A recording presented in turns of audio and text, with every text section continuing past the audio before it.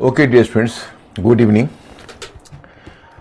अब कल जहां मैंने छोड़ा था वहीं से आज से आरंभ करूंगा। आप लोग एक दो दिन में कंफर्टेबल हो जाओगे। जब मैं क्वेश्चन पूछने लगूंगा, फिर पीटी का क्वेश्चन लाने लगूंगा और फिर मेंस के भी एक क्वेश्चन डेली करवाने लगूंगा, तो आपका टाइम थोड़ा सा कंज्यूम होगा। कुछ बच्चों की मतलब थोड़ा सा आपको क्लास का ड्यूरेशन अभी ज़्यादा लग रहा होगा। इसका कारण है कि आपका इकोलॉजी इन्वायरमेंट का क्लास बहुत जल्दी से फ्राइडे को, जैसा कि मुझे सूचना मिली है, अपनों का फिनिश हो जाएगा, तो फिर लोड थोड़ा कम हो जाएगा। और इधर जब हम थोड़ा क्वेश्चन पूछने लगेंगे तो कुछ टाइम उसमें निकलने लगेगा। तो अपने लोगों का 2 आवर्स वैसे आइडियल है। देखते हैं जब तक क्वेश्चन पर नहीं आते हैं तो जितना हमारा पार्ट हो जाता है और जितना आपके लिए बर्डनसम नहीं होता है उतना ही मैं करूंगा।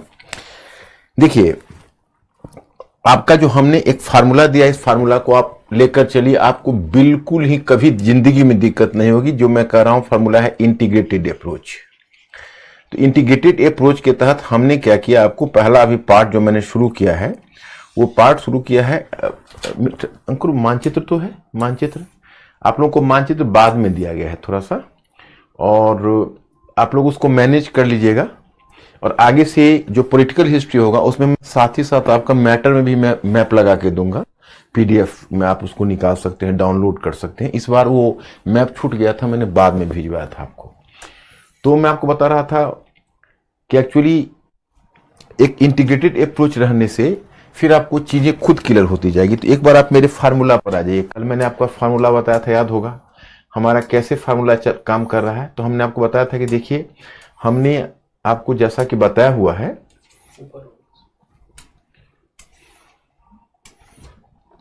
Just 1 minute. कल वाले क्लास में आपको याद होगा कि हम यहीं से शुरू किया था हमने, और उसमें हमने बताया था कि देखिए जो डिफरेंट एज है, तो हम लोग अभी पार्ट फर्स्ट ले रहे हैं। और जो पार्ट फर्स्ट है उस पार्ट फर्स्ट का बेसिस क्या है कि इसके अध्ययन में केवल पुरातात्विक, आर्कियोलॉजिकल, मैं पुरातात्विक और आर्कियोलॉजिकल आपको समझा चुका हूं, आपको दिक्कत नहीं होगी। जैसे इंसान है तो वो अपने जीवन में कुछ वस्तुओं को यूज करता है, जैसे वो कुछ बर्तन यूज करता है, कुछ उपकरण यूज करता है, या आगे चलकर घर भी बनाता है, शुरू में तो नहीं।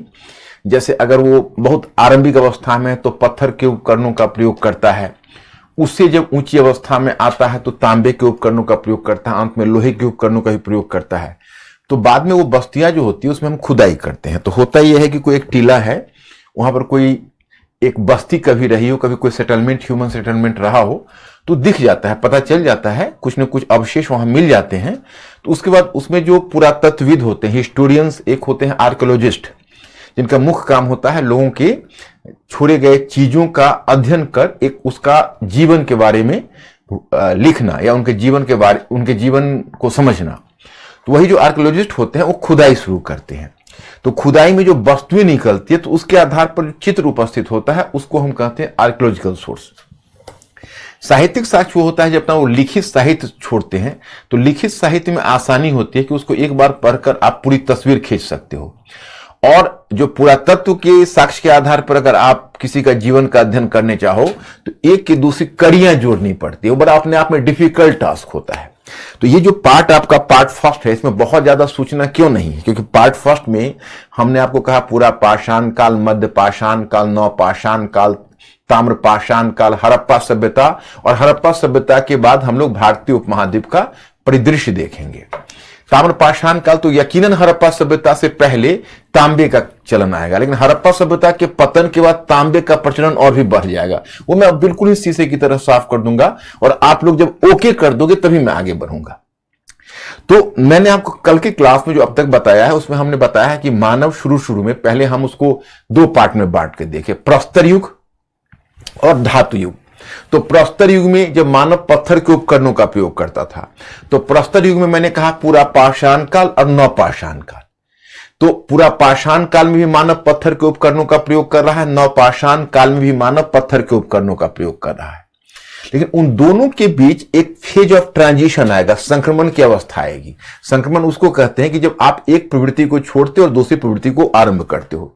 तो एक विद्वान थे जिनका नाम एडवर्ड लार्टेट था, कुछ भी था, उन्होंने सजेस्ट किया कि देखिए सीधा आप पूरा पाषाण काल से नवपाषाण काल पर नहीं आइए, और दोनों के बीच फर्क यह था कि पूरा पाषाण काल में मानव शिकार करता था, पशुओं को मारता था, शिकार करता था, खाद्य का संग्रह करता था, जंगली उत्पादों का संग्रह करके अपना भरण पोषण करता था। लेकिन जब आप नवपाषाण काल में आए तो नवपाषाण काल में मानव उत्पादन करना शुरू कर दिया। तो चूंकि मानव इस काल में उत्पादन करना शुरू कर दिया, इसलिए आपका जो नवपाषाण काल है वो नवपाषाण काल विशेष हो जाता है। चूंकि मानव, अरे ह्यूमन सिविलाइजेशन का जो आगे चलकर जो विकास होगा वो तो तभी होगा कि मानव उत्पादन की अवस्था में पहुंचेगा। उत्पादन से ही तो सब कुछ होना है, वो मैं आगे बताऊंगा आपको। तो लेकिन उत्पादन की अवस्था में मानव आएगा तो दुनिया में बहुत सारे परिवर्तन होंगे। तो पूरा पाषाण काल से नवपाषाण काल तक बड़ी महत्वपूर्ण यात्रा है। तो उसी में एक एडवर्ड लार्टेट नामक विद्वान ने कहा कि देखिए ऐसा है कि आप पूरा पाषाण काल से नवपाषाण काल पर सीधे तो नहीं आए। मानव जब शिकार और खाद्य संग्रह को से जब कृषि उत्पादन की तरफ जब मानव आया तो फिर धीरे धीरे ही आया। तो जो क्रमिक गति से जो मानव शिकार और खाद्य संग्रह से खाद्य उत्पादन की तरफ आया, फूड प्रोडक्शन की तरफ आया, starting from hunting and food gathering to food production, तो उसके बीच एक फेज ऑफ ट्रांजिशन था। उसके बीच भी एक संक्रमण की अवस्था थी। उस संक्रमण की अवस्था को उन्होंने नाम दिया मध्य पाषाण काल। तो अब टाइम पीरियड क्लियर। पूरा पाषाण काल लाखों वर्ष पहले से शुरू होकर 10,000 ईसा पूर्व तक बहुत लंबा चला है। तो उसमें भी 3 फेज हुए। पूरा पाषाण काल में भी 3 फेज हुए, निम्न पूरा पाषाण काल, मध्य पूरा पाषाण काल, उच्च पूरा पाषाण काल। खैर उसकी गहराई में हमें नहीं जाना, सीधा पूरा पाषाण काल से हम आ गए मध्य पाषाण काल। और मध्य पाषाण काल 10,000 ईसा पूर्व से 6,000 ईसा पूर्व, और नवपाषाण काल भारतीय उपमहाद्वीप में 6,000 ईसा पूर्व के पश्चात। ओके, अब यहां पर आपको ध्यान यह रखना होगा कि जैसे आप कहोगे पूरा पाषाण काल, मैं आपको मानचित्र पर दिखाता हूं। तो देखिए ये आपका जस्ट, जब आप कहोगे पूरा पाषाण काल, ओ सॉरी, जस्ट 1 मिनट।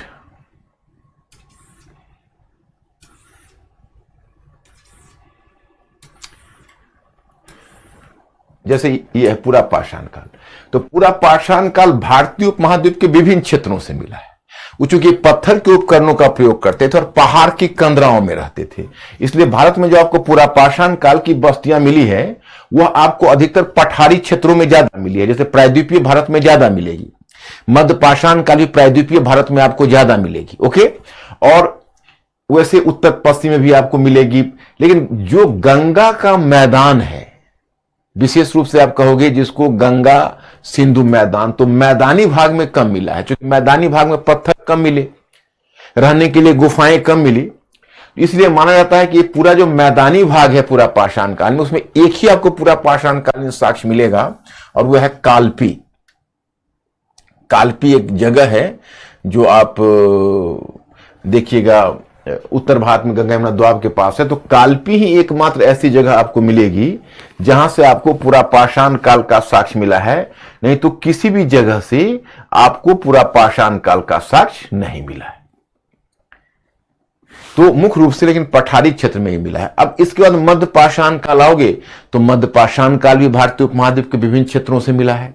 फिर जब नवपाषाण काल आओगे तो नवपाषाण काल भी भारतीय उपमहाद्वीप के, जैसे अब अगर नवपाषाण काल में आप देखोगे तो ये भी भारतीय उपमहाद्वीप के विभिन्न क्षेत्रों से मिला है। और इसी क्रम में पहले माना जाता था कि ये बलूचिस्तान है, अब पाकिस्तान के अंदर है। तो बलूचिस्तान में पहला स्थल था जिसका नाम था मेहरगढ़। तो बताया जाता था कि भाई मेहरगढ़ से पहली बार मिला है साक्ष्य, जिसके बारे में कहा जाता था कि यह सबसे अर्लीस्ट, सबसे पहला नवपाषाण कालीन स्थल है। इससे पहले कोई नवपाषाण कालिक स्थल नहीं आया है। ओके, तो इसको पहले मेहरगढ़ को भारतीय उपमहाद्वीप में सबसे पहला नवपाषाण कालीन स्थल माना गया। लेकिन अब यह धारणा खंडित हो गई है। इंडिया के मानचित्र पर देखोगे तो ये नेपाल है, ये उत्तर प्रदेश है। तो उत्तर प्रदेश और नेपाल की सीमा पर उत्तर प्रदेश का एक जिला है संत कबीर नगर, और संत कबीर नगर, जैसे ये देखो मेहरगढ़, पहले माना जाता था कि Mehrgarh was the first neolithic site, but now it is largely believe that it was not Mehrgarh, rather Lahuradewa. लहुड़ देवा, हिंदी में लहुड़, लहुरा देव। लहुरा देव संत कबीर नगर में जिला में एक जगह है जो नेपाल के बॉर्डर पर है, तो अब माना जाता है पहला नवपाषाण काल का स्थल यही है। अभी आपको पूरी फीलिंग नहीं आएगी, तो पहले मैं इन सब का फर्क बता देता हूं, फिर एक बार लौटूंगा और फिर उसको हम विस्तार बताएंगे। तो ये नवपाषाण काल 6000 ईसा पूर्व से, उसके बाद आपको सूचना मिलती है कि एक राजस्थान और उत्तर पश्चिम में तांबे का पहले धातु का प्रचलन, जिसको आप तांबे कहोगे, उसका 3500 ईसा पूर्व में शुरू हुआ। तो 3500 ईसा पूर्व में चूंकि इसका शुरू हुआ, तो माना गया कि ताम्रपाषाण काल का आरंभ आप यहीं से मान लीजिए। यहां से आप ताम्रपाषाण काल का आरंभ मानते हैं। ओके, यानी कैलकोलिथिक। ताम्रपाषाण का मतलब कैलकोलिथिक। कैलकोलिथिक मतलब तांबा प्लस पत्थर दोनों मिला के बनता है कैलकोलिथिक। तो ये कैलकोलिथिक फेज हो गया। ओके, तो 3500 ईसा पूर्व में उत्तर पश्चिम में पहली बार तांबे का प्रचलन होगा, और जब तांबे का प्रचलन शुरू होगा तो विकास ज्यादा होगा। तो उत्तर पश्चिम में ही पहली नगरीय सभ्यता, जिसको आप हड़प्पा सभ्यता कहोगे। हड़प्पा सभ्यता का मानचित्र नहीं भेजा क्या? ये कैसे हो सकता है? हाँ, यहां। और उसके बाद पहली जो नगरीय सभ्यता है, ये हड़प्पा सभ्यता, वो 2600 ईसा पूर्व में आएगी।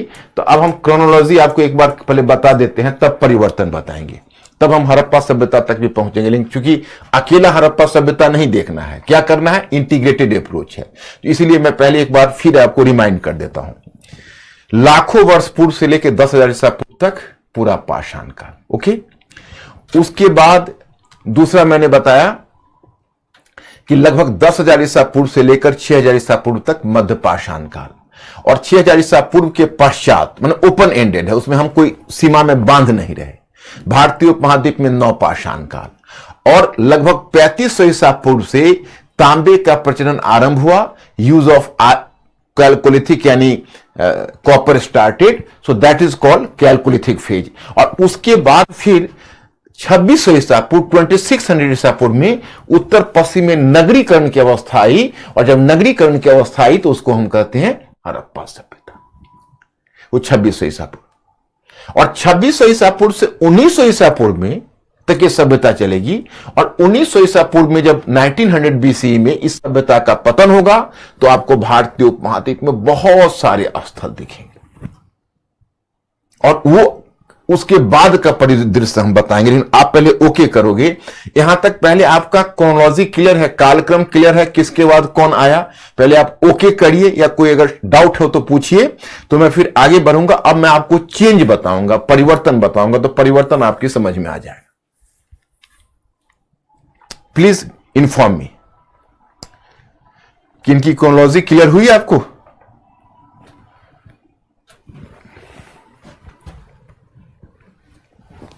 ये बंद है ना main gate, is this close or no?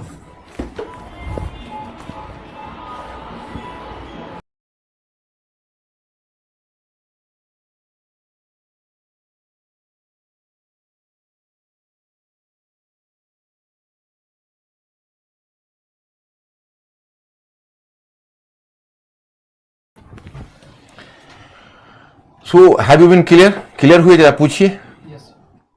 Clear है? अच्छा, अब देखो, अब मैं आपको याद ही करवा देता हूं। अब आपको क्या अंडरलाइन करना है? चेंज, चेंज, परिवर्तन। परिवर्तन में सबसे पहले है जलवायु संबंधी परिवर्तन। जलवायु संबंधी परिवर्तन मतलब क्लाइमेटिक चेंज।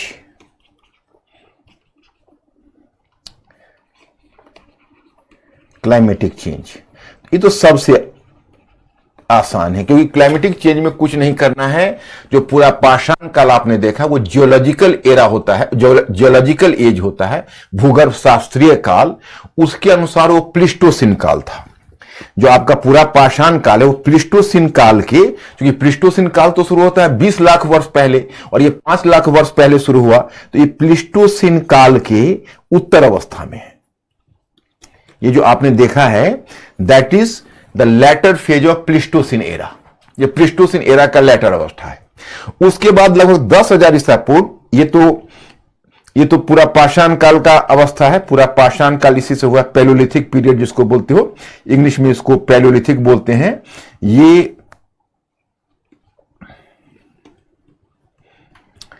लगभग 10,000 ईसा पूर्व तक चला। इसके बाद तब जब आता है मध्य पाषाण काल, और मध्य पाषाण काल के बाद जितना भी मध्य पाषाण काल, मेजोलिथिक पीरियड ऑनवर्ड्स जो भी पीरियड आया, उसके लिए एक ही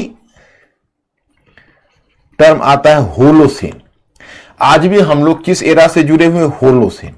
लेकिन मैंने कहा कि अब क्या है, चूंकि इन्वायरमेंट जैसे इकोलॉजी इन्वायरमेंट की क्षति हो गई है, तो उसका जो डिक्लाइन के बाद अब जो एक्सपर्ट्स हैं या क्लाइमेटिक एक्सपर्ट्स हैं, they have coined a new term. उन्होंने एक नए टर्म को क्वाइन कर दिया है और वो नया टर्म है एंथ्रोपोमोसिन। एंथ्रोपोमोसिन का मतलब होता है जब मानव का प्रभाव जब जलवायु पर पड़ता है, क्लाइमेट पर पड़ता है, तो उसके लिए शब्द आता है। तो जलवायु संबंधी परिवर्तन में जितने भी काल है उसके बारे में इतना ही जानिए। प्लीस्टोसीन, पूरा पाषाण काल का कुछ काल प्लीस्टोसीन, फिर उसको सीधे हम लोग होलोसीन में आ गए। अब देखिए इसके बाद तब आता है जलवायु संबंधी परिवर्तन के बाद तकनीकी परिवर्तन।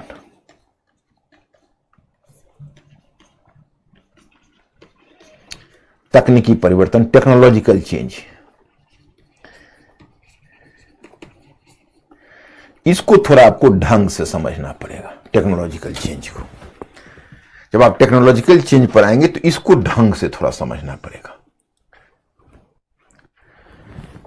तो ये कैसे, तो पहले आते हैं पूरा पाषाण काल।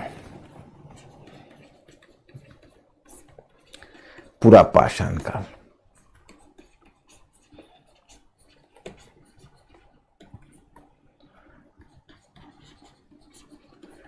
इसमें जो पहले उपकरण होंगे, उपकरण का मतलब है टूल्स। हमें इनके टूल्स के बारे में पता है। तमिलनाडु में एक जगह था पल्लवरम, तमिलनाडु में एक जगह है अतिरम पक्कम। जगह से मैं जानबूझ के नहीं उलझा रहा हूं, आपको एक नए तरह का प्रॉब्लम दे देगा, उससे आपको कोई जगह से लेना देना यहां नहीं है। तो उस जगह से पहली बार एक पत्थर का कुठार मिला। पत्थर का कुठार का मतलब है हैंड एक्स। तो ये जो उपकरण है पूरा पाषाण काल में, उसमें बड़े बड़े वजनदार पत्थर, जिसको कहते हैं, कौन से पत्थर थे, उसको बोलते थे स्फटिक पत्थर। तो क्वार्टजाइट, क्वार्टजाइट पत्थर के प्रस्तर के पत्थर से निर्मित, क्वार्टजाइट पत्थर से निर्मित बड़े क्रोर उपकरण, क्रोर उपकरण उसको बोलते हैं core implement, CORE, core tools या कोर टूल्स कहते हो। देखो ये कोर टूल्स क्या है, मैं आपको मानचित्र पर दिखाता हूं। जैसे बड़े बड़े पत्थर के टूल्स अगर आप देखोगे, देखिए ये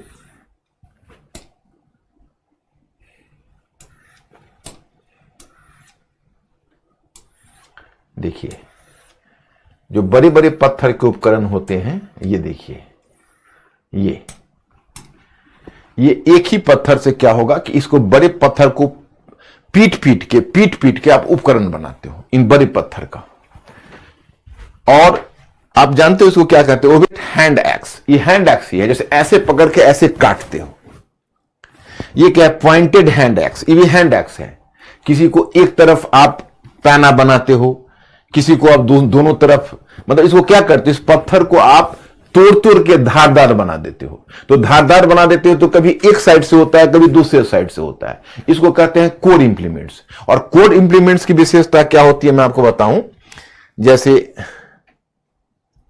देखिए ये जो छोटा उपकरण जो बना हुआ है पत्थर से, इसके लिए एक दूसरा टर्म आता है। ये देखो छोटा सा जो बना हुआ है, ये छोटा छोटा, इसके लिए एक टर्म आता है। ये टर्म है इसके लिए, उसको कहते हैं, ये कोर इंप्लीमेंट से क्रोर उपकरण, इसको कहते हैं शल्क।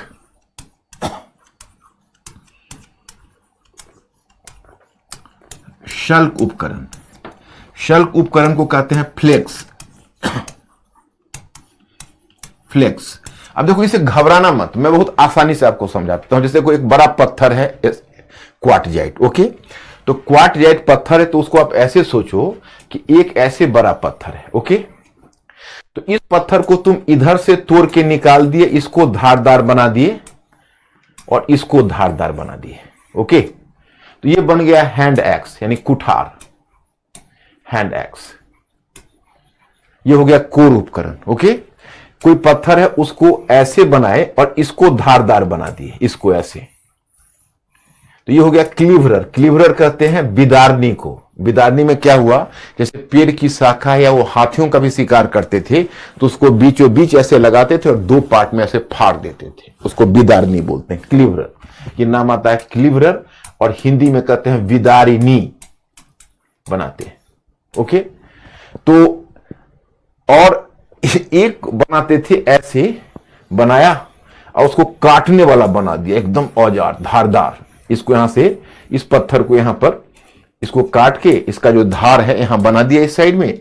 इसको लिए टर्म आता था chopper. Chopper, chopping, chopper. Chopper का मतलब हुआ काटने वाला औजार, काटने वाला औजार। यही इनका क्रूर उपकरण था। भारी था, इसको लेके जैसे जैसे चलो मुश्किलें आएगी तो कि लेके वजनदार है, शिकार पर जाते थे, तो शिकार पर जाना इन उपकरणों को लेकर। अब देखो, अब इससे अलग हटकर वो शल्क उपकरण कैसे बनाएंगे, इस पर नजर डालना। तो शल्क उपकरण वो बनाएंगे, ये मैं आपको पूरा पाषाण का नहीं बता रहा हूं, मध्य पर नहीं आया हूं, मध्य पर आऊंगा तो अलग बताऊंगा। और जो मैंने मैटर दिया उस पर भी एक नजर आप मार लेना। ये तीनों शब्द आपको मिलेंगे, चॉपर, चॉपिंग, हैंड एक्स, हस्त कुठार, और क्लीवरर, विदारनी, क्रूर, और शल्क, वो दोनों आपको मिलेंगे। तो अब देखो शल्क उपकरण कैसे बनता था। तो वो क्या करते थे, जैसे ये बड़े पत्थर हुए, ओके। तो बड़े पत्थर पर पेबल से, पेबल का मतलब हुआ कि दूसरा मजबूत पत्थर से इस पत्थर पर वो प्रहार करेंगे, और जिस समय वो इस पत्थर पर प्रहार करे तो इतना टूट के अलग हो गया, इतना टूट के। तो ये धारदार, ये तो बहुत कुछ ज्यादा बड़ा हो गया, और छोटा करते हैं इतना, इसको इसका पपड़ियां, इसको बोलते हैं। ये मूल पत्थर नहीं है, मूल पत्थर ये है, उसका एक टुकड़ा अलग हो गया, और टुकड़ा को धारदार बना लिया, मतलब पूरे पत्थर को नहीं, उसके एक छोटे से टुकड़े को धारदार बना लिया, तो उसको शल्क उपकरण कहते हैं। जैसे आप विजुअलाइज करिए, आप आलू काटते हो, पोटैटो, हाथ में चाकू लेकर, तो छोटा छोटा छोटा छोटा उसका, जैसे एक गोल आलू है, वो पूरे आलू का अगर आप पूरे पोटैटो का बनाते हो तो क्रूर उपकरण है। और पोटैटो को काट कर, छील कर जब उसको धारदार बना देते हो तो उसको फ्लेक्स बोलते हैं, उसको शल्क उपकरण बोलते हैं। तो क्रूर और शल्क दोनों तरह के उपकरण बनाते थे। शल्क उपकरण इसमें भी देखना है, देखो मानव तो धीरे धीरे विकसित हुआ है। मजा तो तब है कि हम मानव को इस समय से देखना शुरू करें जब इंसान, जैसे हम कोई भी चीज पढ़ते हैं तो उसके पीछे एक मकसद होता है।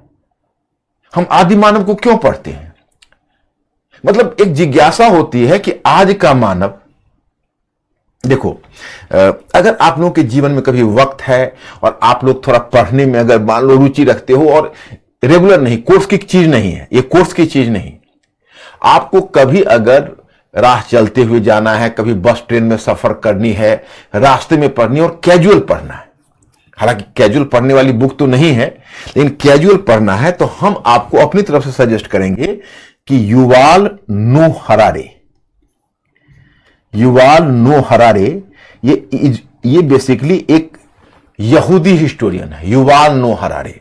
इसने बुक लिखी है सैपियंस। ये इतना फेमस बुक है कि आप में से बहुत लोग जानते होंगे इसका नाम, सैपियंस का।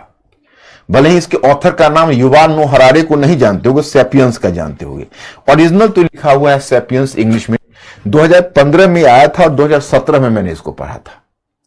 और ये बुक मैंने बाद में देखा कि मेरे बहुत सारे स्टूडेंट्स हिंदी वाले रखे हुए थे, तो हिंदी वाले स्टूडेंट्स भी इसको परचेज किया हुआ है और इंग्लिश वाले भी किया हुआ है। इंग्लिश वाले तो अपना ओरिजिनल में किया हुआ है और हिंदी वाले ने भी इसको किया हुआ है, और हिंदी में भी इसका अनुवाद उपलब्ध है। मुझे लगता है कि आप में से बहुत लोग शायद सैपियंस के बारे में जानते होंगे,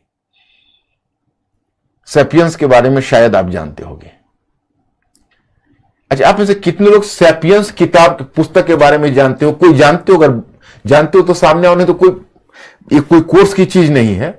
अगर आपको लाइफ में वक्त मिले तो इसको आप पढ़िए, तो इसको पढ़ने पर आपको बहुत मजा आएगा।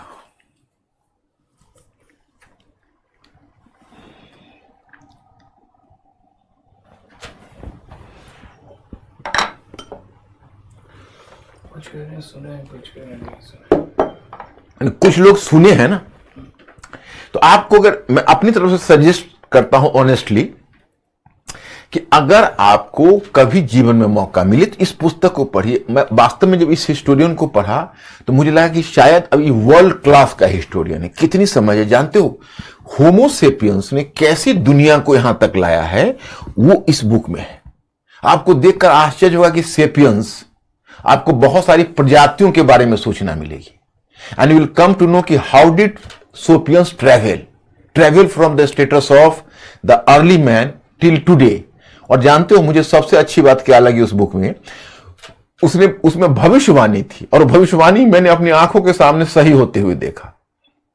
उसने कहा कि सेपियंस इतना दिमाग वाला जंतु है, मतलब मानव सेपियंस जो आया, जो होमोसेपियंस जो हमारे पूर्वज हैं, उनके दिमाग बढ़ते गए। जैसे उसने शरीर के बारे में बताया कि पहले मानव चौपाया था और उसका पेट बहुत बड़ा था और दिमाग छोटा था।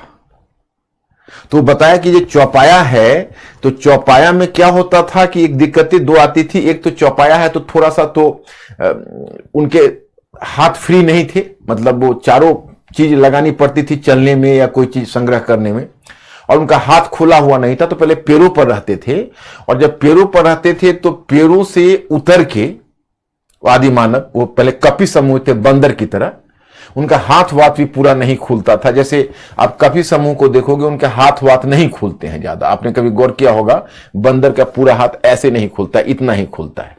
तो एक शाखा, चूंकि क्यों वो पेड़ की शाखा में एक से पकड़ के दूसरे को पकड़ने के लिए अनुकूलित होते हैं। जैसे मैं आपको बार बार कहता हूं, सोचने वाले प्राणी बनो। क्यों? क्योंकि देखो हमारा जो शरीर है उसको प्रकृति ने इस तरह से ढाला हुआ है कि जैसा इसको हम बनाएंगे वैसा बनेगा। तो जो आदि मानव थे वो अपने वातावरण के अनुसार उनका शरीर अनुकूलित था। जब वह पेड़ की शाखा से उतरे और घास के मैदान में चले गए तो कहलाए ऑस्ट्रोलोपिथेकस, उनको कहा गया ऑस्ट्रोलोपिथेकस। और वो चौपाया थे, ऑस्ट्रोलोपिथेकस 4 पांव से चलते थे। तो उसमें 2-3 समस्या आती थी, खास के महिलाओं को, मतलब रिप्रोडक्शन में बहुत दिक्कत महिलाओं को होती थी। जैसे प्रेग्नेंट होती थी, उसकी डिलीवरी होती थी, तो उसका क्या था कि उसका जो यूट्रस था वो चूंकि दबा हुआ रहता था। तो इस कारण से महिलाओं को बच्चों को जनने में कैजुअलिटी बहुत ज्यादा होती थी उस समय। तो फिर चौपाया से दोपाया हुआ तो उसका यूट्रस थोड़ा खुल गया, तो फिर बच्चे को जनने में उसको दिक्कत ज्यादा नहीं होने लगी। और उधर जो उसका मतलब मानव का पहले पेट था वो बहुत, मतलब खाता बहुत ज्यादा था, और मानव का अमाशय या बाकी जो अतरियां हैं वो बड़ी थी, और दिमाग छोटा था। तो दिमाग छोटा था, फिर धीरे धीरे क्या हुआ कि पेट छोटा होता गया, खुराक कम होती गई और दिमाग बढ़ता गया। सोचने लगा, सोचने वाला प्राणी जो मैं बोलता हूं, सोचना शुरू किया। तो बोला कि होमोसेपियंस का दिमाग सबसे ज्यादा चलने लगा। मैंने उन्हें ये एक उदाहरण दिया है कि ऑस्ट्रोलोपिथेकस के बाद आए होमो इरेक्टस, तो होमो इरेक्टस के बाद आए निएंडरथल, ये सब डिफरेंट प्रजातियां थी। और लगभग 65,000 ईसा पूर्व में भारत में बाहर से, अफ्रीका से शुरू हुआ और होमोसेपियंस इंडिया में इंटर किया।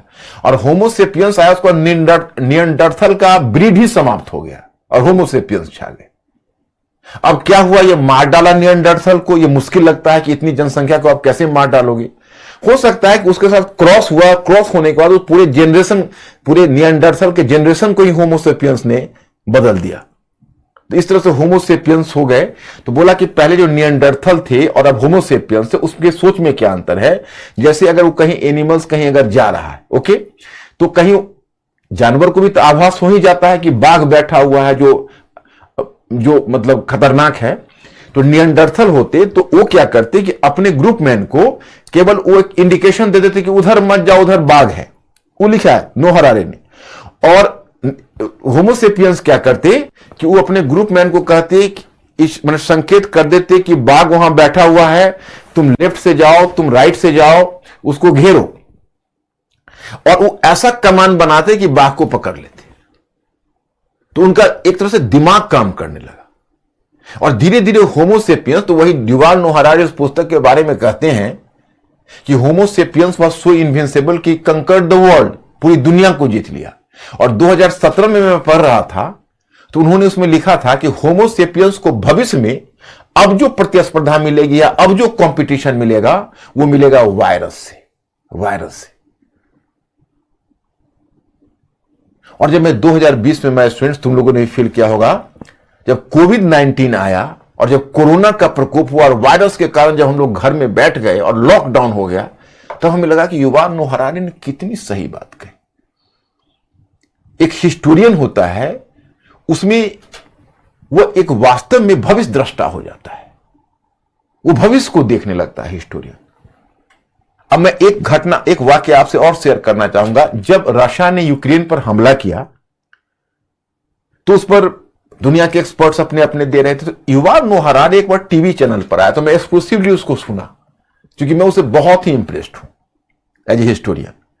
तो युval नोह हरारी ने जो उस समय भविष्यवाणी की, क्योंकि देखो जिस समय रशिया ने यूक्रेन पर हमला किया और नेटो ने अपना हाथ पीछे खींच लिया कि हम यूक्रेन के साथ खड़े नहीं होंगे, उस समय तो माय स्टूडेंट्स मुझे यह लगा कि यूक्रेन को रशिया अधिक से अधिक 1 वीक में जीत लेगा, ऐसा फील हो रहा था। क्योंकि रशिया की तैयारी बहुत ज्यादा थी, इसके पास एक अमेरिका के पास सबसे बड़ा वॉर मशीनरी थी। तब तो बात नहीं खुली थी कि रशिया की आंतरिक कमजोरियां क्या है। सबसे बड़ा वॉर मशीनरी यूएसए के बाद उसके पास है, और यूक्रेन उसकी तुलना में बहुत कम प्रिपेयर्ड है, उसके पास न्यूक्लियर वेपन्स भी नहीं है। उसी समय युval नोह हरारी ने कहा कि रूस फंसने जा रहा है। जो दशा उसके अफगानिस्तान में हुई थी 1979 में, वही दशा रूस की यूक्रेन में होने जा रही है।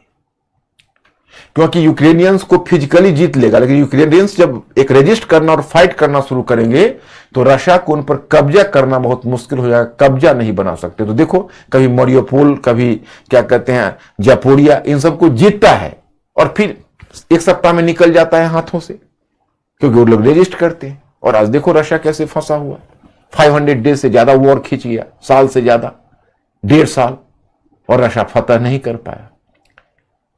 तो वह जो उसने कहा कि भाई अब होमोसेपियंस को सबसे बड़ा चैलेंज अब मिलेगा वायरस से, हमें लगा कि देखिए ये कितना सही इसकी व्याख्या है कि होमोसेपियंस को चैलेंज मिला है। वो तो पैसा जाए ऐसा पूरा होमोसेपियंस है, उससे पहले नियंडरथल वगैरह थे, होमो इरेक्टस का मतलब कि पहले वो चौपाया थे, उसको उनका 2 पांव ऊपर उठने लगा और आधा कमर झुका हुआ ऐसे उठे, उसको कहा गया होमो इरेक्टस, मतलब आधा। और होमो इरेक्टस के बाद तब नियंडरथल, और नियंडरथल के बाद तब होमोसेपियंस। तो ये उनका उपकरण है। तो अब ये बात हम लोगों में क्लियर हो गई कि यह है क्रूर उपकरण और यह है शेल्क उपकरण। देखो, तकनीकी विकास एक बहुत बड़ी चीज है, और मैंने आपको कहा कि आप ये पत्थर पढ़ रहे हो, ये पढ़ रहे हो, तो पढ़ने का कोई मोटिवेशन तो होना चाहिए। मैंने अपने स्टूडेंट्स को हमेशा सिखाया है कि जब पढ़ने का मोटिवेशन ना हो तो पढ़ने से फायदा क्या है।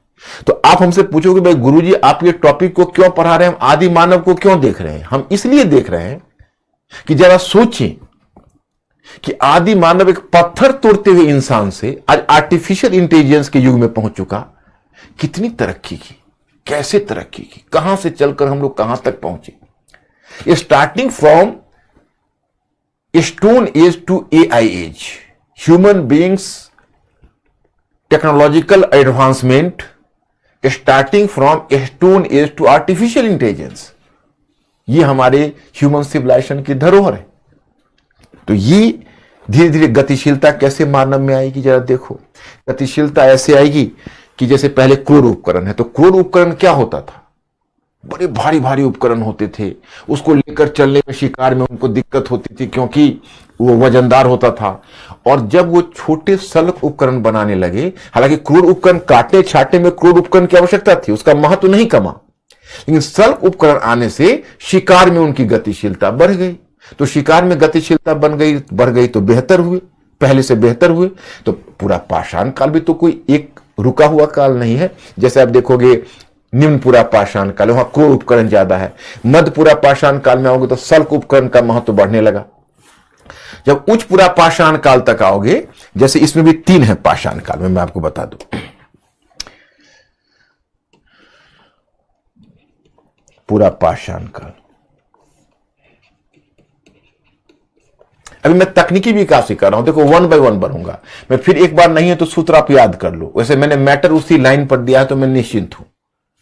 पहला मैंने जलवायु संबंधी कारक, तो उसमें तो 2 ही है, प्लिस्टोसिन पूरा पाषाण काल और बाकी सारा होलोसिन। आज तक। ओके, और अब पूरा पाषाण, अब दूसरा हमने शुरू किया है तकनीकी विकास। जब तकनीकी विकास, जलवायु संबंधी परिवर्तन, इधर तकनीकी परिवर्तन, और तकनीकी परिवर्तन हो जाएगा तब हम जीविकोपार्जन संबंधी, लाइवलीहुड माने आर्थिक, जीविकोपार्जन, आर्थिक कहना उसमें उचित नहीं लगता है क्योंकि प्रॉपर आर्थिक गतिविधियां शुरू नहीं हुई है, तो हम एक दूसरे टर्मिनोलॉजी का प्रयोग करेंगे, जीविकोपार्जन संबंधी परिवर्तन। तो जीविकोपार्जन संबंधी यानी लाइवलीहुड में परिवर्तन होगा, और तब हम सामाजिक संबंधों में परिवर्तन देखेंगे, और अंत में सांस्कृतिक परिवर्तन देखेंगे। इतना हम लोगों को साथ साथ करना है। तो पहले जो पूरा पाषाण काल है, पैलियोलिथिक पीरियड, उसको भी हम लोग, उसके भी 3 सब फेजेज हैं, उसके 3 सब फेजेज हैं। तो पहला सब फेजेज है निम्न पूरा पाषाण काल। अब कहोगे एक बड़ा लंबा काल है, लगभग 5 लाख ईसा पूर्व, हालांकि अलग अलग में थोड़ा टाइम पीरियड में डिफरेंस भी मिलेगा, तो घबराना मत। 50,000 ईसा पूर्व तक इसको आप ला सकते हो ज्यादा से ज्यादा। और यह जो काल है, इसमें मुख्य रूप से क्रूर उपकरण और कुछ शल्क उपकरण, क्रूर उपकरण की प्रधानता है। शल्क उपकरण है लेकिन क्रूर उपकरण की प्रधानता है। जब आप मध्य पाषाण काल अलग है और मध्य पूरा पाषाण काल अलग है, तो मुझे डाउट है कहीं ऐसा ना हो कि हम मध्य पूरा पाषाण काल कहते हैं और आप उसका मतलब मध्य पाषाण काल लगा लीजिए। तो ये हो गया मध्य पाषाण काल।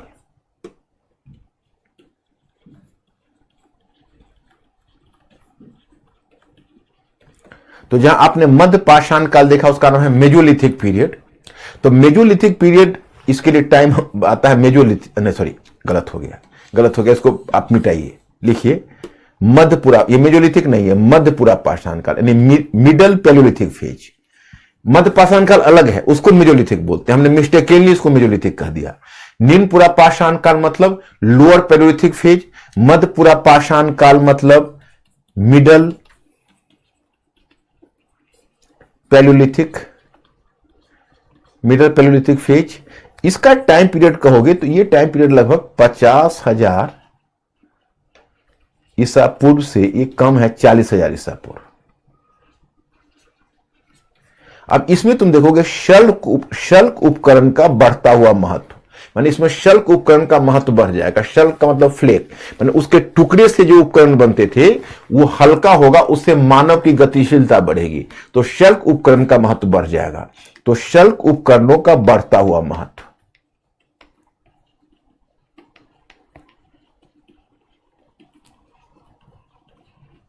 यानी ग्रोइंग इंपोर्टेंस ऑफ फ्लेक्स, ये हो गया। अब इसके बाद आता है उच्च पूरा पाषाण काल। अब उच्च पूरा पाषाण काल में शल्क उपकरणों की प्रधानता भी बढ़ेगी और हड्डी का उपकरण भी चलता रहा। देखो, पत्थर का उपकरण भी इन्होंने यूज किया, लकड़ी का उपकरण भी इन्होंने यूज किया, और हड्डी का उपकरण भी यूज किया। लेकिन जानते हो, चूंकि हम लोग का सब ट्रॉपिकल रीजन है, तो लकड़ी, चूंकि वर्षा ज्यादा है, जलवायु यहां ज्यादा गर्म है, आप देखते हो, तो यूरोप की तरह, यूरोप में तो वहां पर खुदाई हुई तो हड्डी वड्डी के उपकरण ज्यादा मिल गए। हमारे यहां क्या हुआ, डिकम्पोज कर गया, यहां तो लोहा तक डिकम्पोज कर गया, तो धीरे धीरे वो डिकम्पोज कर गया तो मिल गया, तो वो उपकरण बहुत ज्यादा मिलता नहीं है। तो जो आप उच्च पूरा पाषाण काल देखते हो उसमें मुख्य रूप से मतलब शल्क उपकरणों का ही प्रयोग हुआ। उसमें 2 बड़ा इंपॉर्टेंट उपकरण उस समय, एक का नाम है तक्षनी। अब मैं बताता हूं तक्षनी क्या है। तक्षनी को कहते हैं स्क्रैपर्स। तक्षनी का मतलब हुआ स्क्रैपर्स। स्क्रैपर्स का मतलब हुआ कि पत्थर का ही बना हुआ सल का छोटा सा उपकरण होता था, उसमें आप गुफा में या पहाड़ के चट्टानों पर गुफा में खोदते हो, उसको मतलब खोद मतलब उसको तक्षनी का स्क्रैपर्स, स्क्रैप करके उसको आप बनाते हो। तो नहीं सॉरी गलत बोल गए। स्क्रैपर्स जो है वह चमड़े की खाल उतारने के लिए, मतलब खाल ऐसे उतार, जैसे आप पेड़ की छाल है तो पेड़ की छाल आपने स्क्रैपर से ऐसे उतार दिया। कभी आपने अगर घिया वगैरह छीलते हुए किसी को देखा होगा तो उसकी चमड़े ऊपर से छिले जाते, तो पशुओं की खाल उतारने के लिए और पेड़ की छाल उतारने के लिए स्क्रैपर्स का प्रयोग करते हैं, जिसको तक्षनी बोलते हैं। और दूसरा उपकरण, नहीं सॉरी गलत हो गया, 1 मिनट, इसको फिर करेक्ट करने दो, मैं फिर एक बार दोबारा कर रहा हूं। तक्षनी को स्क्रैपर्स नहीं कहते हैं, तक्षनी को कहते हैं ब्यूरिन्स, BURINS। मैंने मिस्टेक के लिए आपको स्क्रैपर से बोल दिया, ये ब्यूरिन्स है। तक्षनी जो है वो पहाड़ की गुफा को काट काट कर और तब उसमें चित्र बनाते थे। तो तक्षनी है वो कहीं ना कहीं खोदने के लिए, ब्यूरिन्स के मतलब छेद करने के लिए, जैसे चट्टान में छेद कर दिया, ब्यूरिन।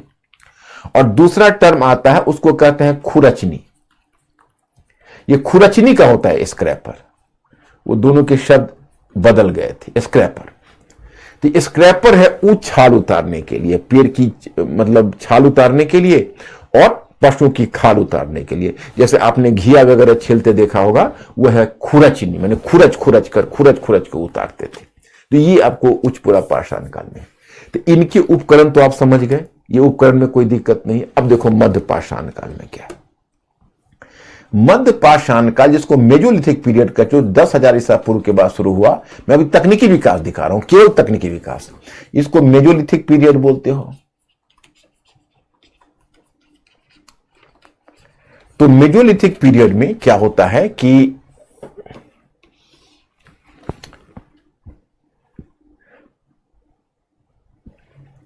इसकी जो विशेषता है, इसमें मतलब इसकी तकनीकी विकास इसमें क्या है, इसमें माइक्रोलिथ्स का प्रयोग हुआ। माइक्रोलिथ्स कहते हैं हिंदी में, अंग्रेजी में माइक्रोलिथ्स बोलते हैं और हिंदी में बोलते हैं छोटे पाषाण उपकरण। छोटे पाषाण उपकरण, इसमें तकनीकी विकास और भी ज्यादा देखने को मिलता है। छोटे पाषाण उपकरण, और ये छोटे पाषाण उपकरण कैसे होते थे पता है? जैसे माइक्रोलिथ्स बोलते हैं उसको, माइक्रोलिथ्स का मतलब हुआ छोटे पाषाण उपकरण। अब मैं दिखाता हूं थोड़ा सा, देखिए ये पत्थर के छोटे छोटे पाषाण उपकरण। ये पता है 1 सेंटीमीटर से 5 सेंटीमीटर तक की लंबाई होती थी। स्वतंत्र रूप से आप इनका इस्तेमाल नहीं कर सकते। इसको या तो लकड़ी में या हड्डी में जोड़ोगे और जोड़ कर इस्तेमाल करोगे, जैसे तीर और कमान। जैसे देखो आप कैसे इन्होंने तीर कमान बनाया, जैसे देखिए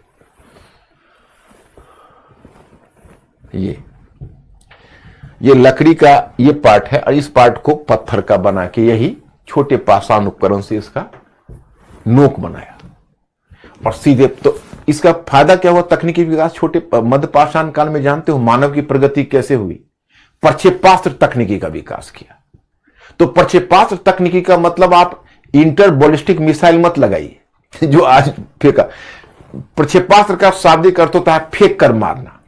उन्होंने फेंक कर मारने वाला हथियार डेवलप किया, और जब एक बार उन्होंने फेंक कर मारने वाला हथियार डेवलप कर दिया तो तीर कमान का विकास हुआ। और तीर कमान का विकास का बहुत बड़ा फायदा आगे मिलने वाला है।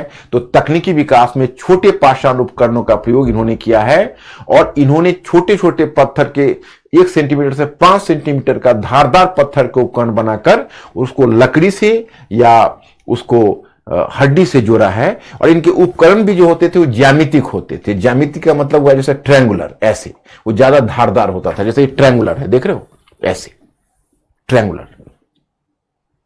तो इस तरह के उपकरणों का बनावट, तो इस तरह से देखते हो तकनीकी विकास मध्य पाषाण काल तक हो गया। अब देखो नवपाषाण काल में क्या होना है। ये तो आपने इसको में देखा। अब नवपाषाण काल में, अब नवपाषाण काल में एक और तकनीकी विकास हुआ।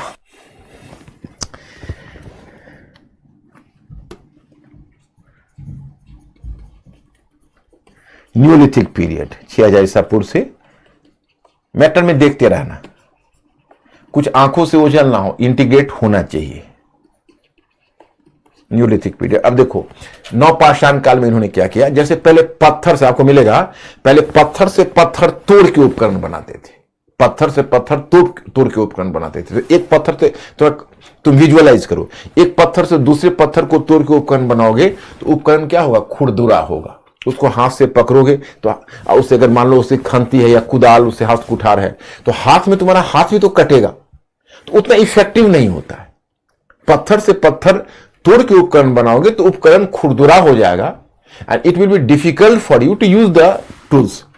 लेकिन जानते हो इन्होंने पत्थर से पत्थर को तोड़कर उपकरण नहीं बनाए, बल्कि पत्थर से पत्थर को घिस कर उपकरण बनाए।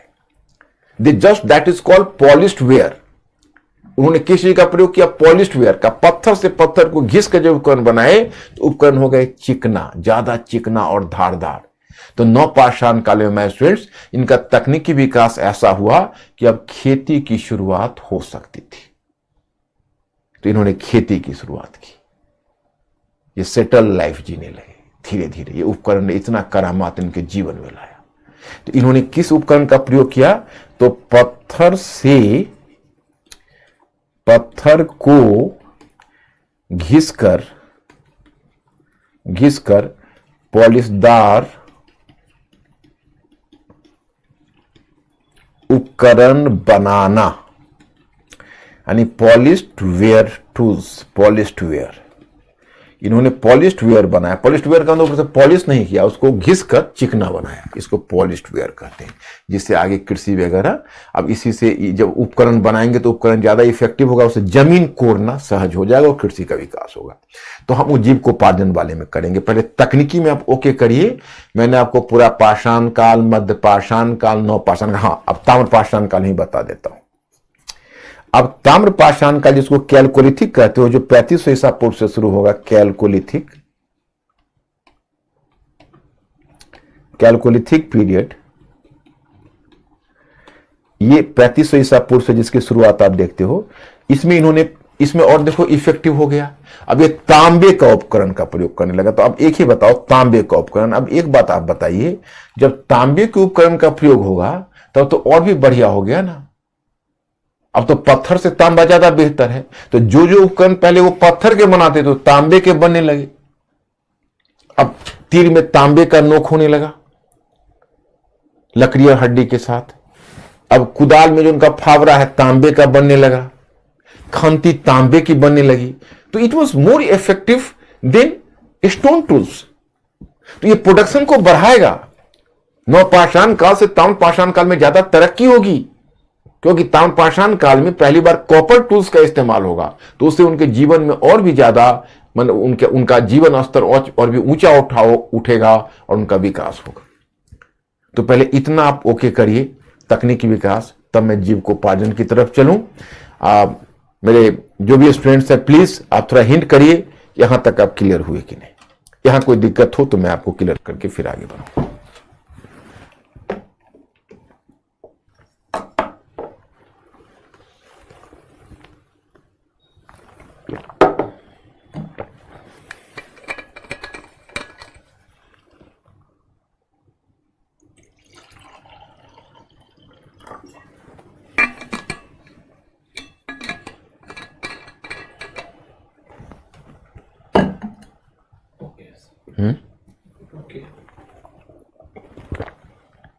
वेबसाइट पर देखो। सभी students please give me the hint.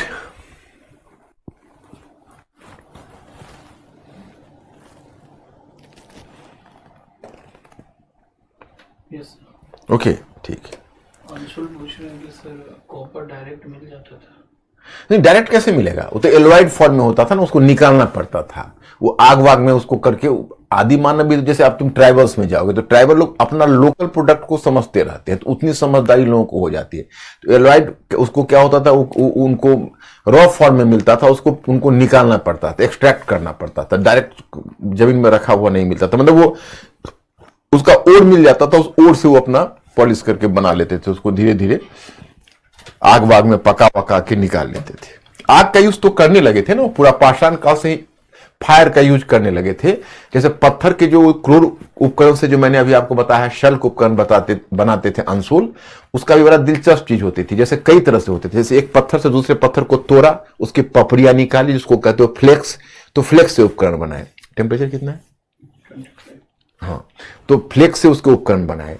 और एक तरीका और भी होता था उनको, मतलब कई तरह की तकनीकी थी, लवलवाई तकनीकी थी। आप देखोगे तो आपको बहुत सारे तकनीकी मिलेंगे, उसके आपको उतना उलझना नहीं है, क्योंकि आप कोई मतलब आपको तो एक बैकग्राउंड के लिए सिर्फ इसको चाहिए, अदरवाइज आपके लिए कोई जरूरी नहीं है। क्योंकि मध्य पाषाण काल से वो क्वेश्चन आपका पूछ चुके हैं, इसलिए मैं इधर बल दे रहा हूं। और वैसे भी हड़प्पा सभ्यता कैसे समझोगे जब तक बैकग्राउंड नहीं समझोगे। याद है मैंने वर्ल्ड हिस्ट्री में पहले तुमको एंशिएंट और मिडिवल वर्ल्ड समझाया था, फिर मैं लाया था आधुनिक पश्चिम के उद्भव, और फिर तब 18वीं सदी में लाया था। और मॉडर्न हिस्ट्री भी मैंने थोड़ा बैकग्राउंड बताया था, फिर लाया था, आपको याद होगा। तो वो बैकग्राउंड उतना समझना आवश्यक भी होता है। यहाँ पर ये तो आपके सिलेबस का पार्ट है, क्योंकि मध्य पाषाण काल पर 2014 में क्वेश्चन पूछ चुके हैं, जो मैं आपको कवर भी करूंगा। तो इसलिए इसको मैं चाहता हूं कि आप लोग ध्यान करें। तो इसमें क्या है कि फायर का प्रयोग तो पूरा पाषाण काल से शुरू कर दिया था। हाँ, कुकिंग मध्य पाषाण काल से शुरू करेंगे, जो मैं आपसे डिस्कस करूंगा। कुकिंग मध्य पाषाण काल से, यानी खाना पकाना। आदित्य पूछ रहे हैं सर कि उस वक्त लोग आपस में कम्युनिकेट कैसे करते थे? हाँ, वो देखो, आज के बारे में देखो, कौन पूछे? आदित्य। एक बात, भाषा तो होती ही थी, लिपि नहीं थी, लेकिन उनकी भाषा हम आप नहीं समझ सकते हैं। जैसे अभी भी तुम देखो तो ट्राइबल लोग एक भाषा का यूज तो करते ही हैं, आप नहीं समझोगे, हम नहीं समझेंगे। या आप और तो और छोड़ो, एनिमल्स के भी अपने कुछ सिंबल्स होते हैं अपने ग्रुप से बात करने का। तो उनके लोगों के पास तो सब ह्यूमन थे, तो उनके तो एक लैंग्वेज था, लैंग्वेज बोलते थे खास तरह का। जो आप ट्राइबल्स में जाओगे तो ट्राइबल्स लोगों का अपना भी लैंग्वेज होता है, तो लैंग्वेज से कम्युनिकेट करते थे। लिपि नहीं थी, लिखते नहीं थे, लेकिन लैंग्वेज से करते थे। और जानते हो उनका कोई भी चीज कितना होता है? जैसे मैं आप एक दिलचस्प बात बताता हूं। अंडमान निकोबार में आपको याद होगा, आपको क्यों याद होगा, मतलब आपने पढ़ा होगा कि 2001 में एक सुनामी आई थी, जिसमें बहुत कैजुअलिटी हुई थी। उसमें अंडमान निकोबार में, तो निकोबार जो आइलैंड है वो तो अभी तक थोड़ा सा उसका मतलब शेप बिगड़ गया हुआ है उस सुनामी से। हम लोग के लिए तो बड़ा ही आंखों देखा, मतलब वहां नहीं थे अंडमान निकोबार, लेकिन न्यूज में डायरेक्ट देख रहे थे। तो जो अंडमान निकोबार में जो घटना हुई, तो आपको आश्चर्य होगा, वहां पर एक जरवा ट्राइब है और बहुत अच्छी संख्या में। वहां तो मुख्य रूप से ट्राइबल ही वहां के जो लोकल लोग हैं। तो गवर्नमेंट बड़ी चिंतित थी कि भाई ये ट्राइब्स का क्या होगा, कहीं ऐसा ना हो कि इन लोगों की हैवी कैजुअलिटीज हो गई हो, बहुत लोग मर गए हों कैसे। तो गवर्नमेंट पता लगाने के लिए प्लेन से सर्च करना शुरू किया। तो पता चला कि जरवा लोग बिल्कुल कैजुअलिटीज नहीं हुई उनकी। उनको पहले ही मतलब सुनामी आने का संकेत मिल गया था, और वो अपने सुरक्षित स्थान पर पहले ही अपना सारा सामान लेके जा चुके थे। तो अब मतलब सरप्राइजिंगली वो एकदम समुद्र किनारे से हट गए थे और बिल्कुल ही अलग। तो मतलब ये हुआ कि गवर्नमेंट वाज सरप्राइज्ड, और बहुत साइंटिस्ट तलाश करने लगे कि उनके पास ऐसी क्या तकनीकी है जो हम लोग नहीं जान पा रहे। आज तक हम लोग अर्थक्वेक को फोरकास्ट नहीं कर पा रहे, लेकिन एनिमल्स समझ लेते हैं कि अर्थक्वेक आने वाला है। कुछ ट्राइबल्स को भी पता चल जाता है, but they are not giving the clue कि कैसे हो रहा है। It is a matter of research. तो मतलब यह है कि मैं आपको यह कहना चाहता हूं कि उन लोगों का भी कम्युनिकेशन का अपना तरीका था। एक बात और भी बताएंगे, जैसे ये आप कहते हैं कि अभी अभी अंशुल ने क्वेश्चन पूछा था कि आग का कैसे क्या। तो देखो वो क्या करते थे, जैसे पत्थर वही तोड़ते थे, तो एक तरीका उनका होता था कि आग में पत्थर को रख देते। पत्थर जब बहुत गर्म हो जाता था सीधा पानी फेंक देते थे, बस पत्थर कई टुकड़ों में बट जाता था। तो तरह तरह के तरीके अपनाते थे वो अपने आप को, तो फायर का यूज करते थे। मिस्टर अंकुर, हाँ अंशुल पूछ रहे हैं सर, स्फटिक स्टोन कैसा होता है? अब स्फटिक स्टोन तो हम भी बहुत यूज नहीं। स्फटिक आजकल सेमी प्रेशियस स्टोन है। हमको लगता है जहां तक अंकुर लोग फिंगर रिंग में अगर स्फटिक भी पहनते हैं ना, स्फटिक अब तो सेमी प्रेशियस स्टोन हो गया उन लोगों के लिए, जो मतलब कौड़ियों के भाव भी नहीं था, आज हम लोगों के लिए तो बहुत कॉस्टली हो गई है स्फटिक। क्वार्टजाइट, आप जैसे कभी आप पहाड़ी क्षेत्र में गए हो, तो पहाड़ी क्षेत्र में जब जाओगे अंशु, तो पहाड़ी नदियां होती है। तो पहाड़ी नदियों को आप देखोगे किनारे से, जैसे अधिकतर क्या होता है कि पहाड़ी रीजन में आपको गाड़ियों के लिए जो लेन बना होता है उसके बगल में से तुम देखोगे एक नदियां जा रही है, क्योंकि पहाड़ी नदियां होती थी जो दूर तक जाती है, उसमें आपको बड़े बड़े पत्थर रखे मिलेंगे, वही क्वार्टजाइट पत्थर होते हैं, बड़ा वजनदार।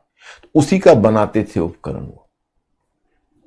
सरिता पूछ रही है सर, लिपि और भाषा में क्या अंतर है? सरिता बताएंगे, डिटेल्स में बताएंगे। लिपि लिखी जाती है, भाषा बोली जाती है। भाषा ध्वनि है, लिपि उसका चित्र है। भाषा का दायरा सीमित है, लिपि का दायरा बहुत है।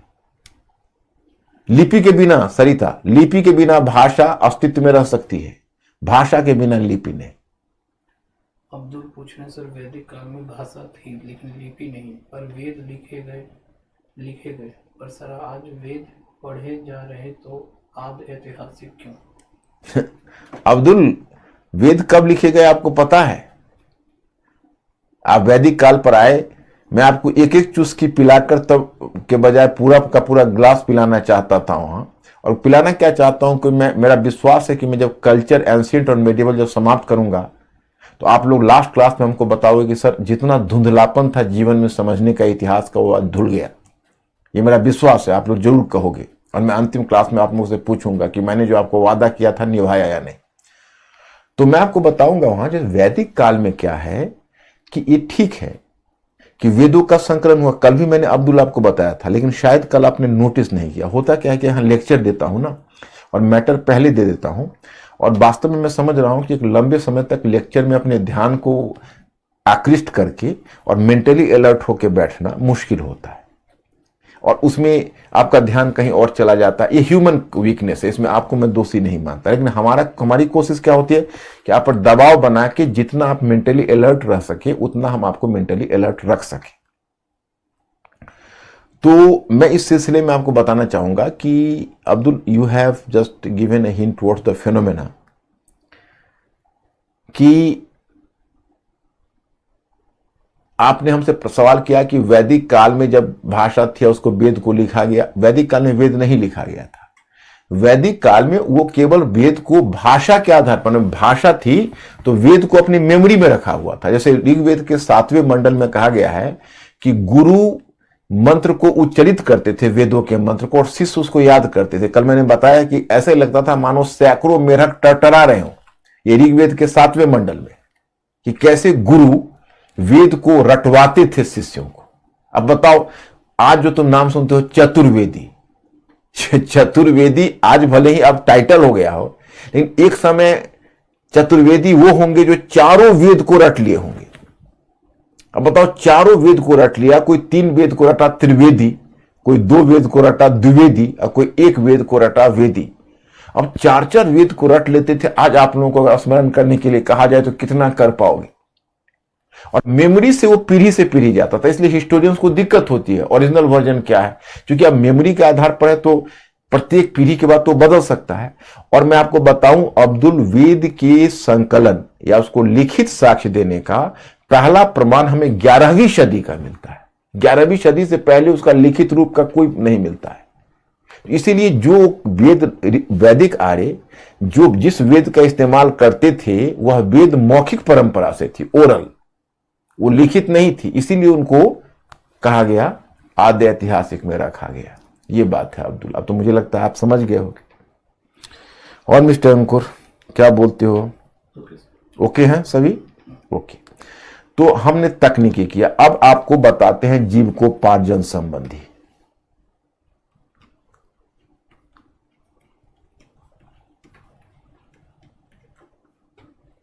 जीवकोपार्जन संबंधी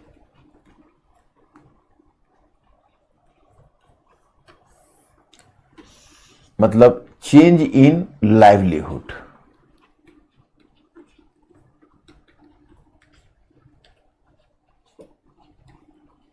चेंज इन लाइवलीहुड। अब मैं आपको जीवकोपार्जन संबंधी बताता हूं, जो लाइवलीहुड है उनका, उस लाइवलीहुड में कैसे चेंज हुआ। And you people have to keep in your mind कि उनका जो लाइवलीहुड था उस लाइवलीहुड में उनका चेंज कैसे हुआ। ओके, तो पहले हम देखते हैं पूरा पाषाण काल। पूरा पाषाण काल मतलब पैलियोलिथिक पीरियड।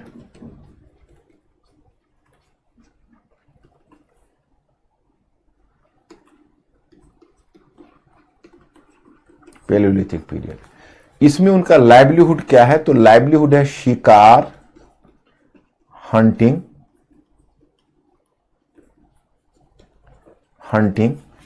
ओके, और प्लस खाद्य संग्रह,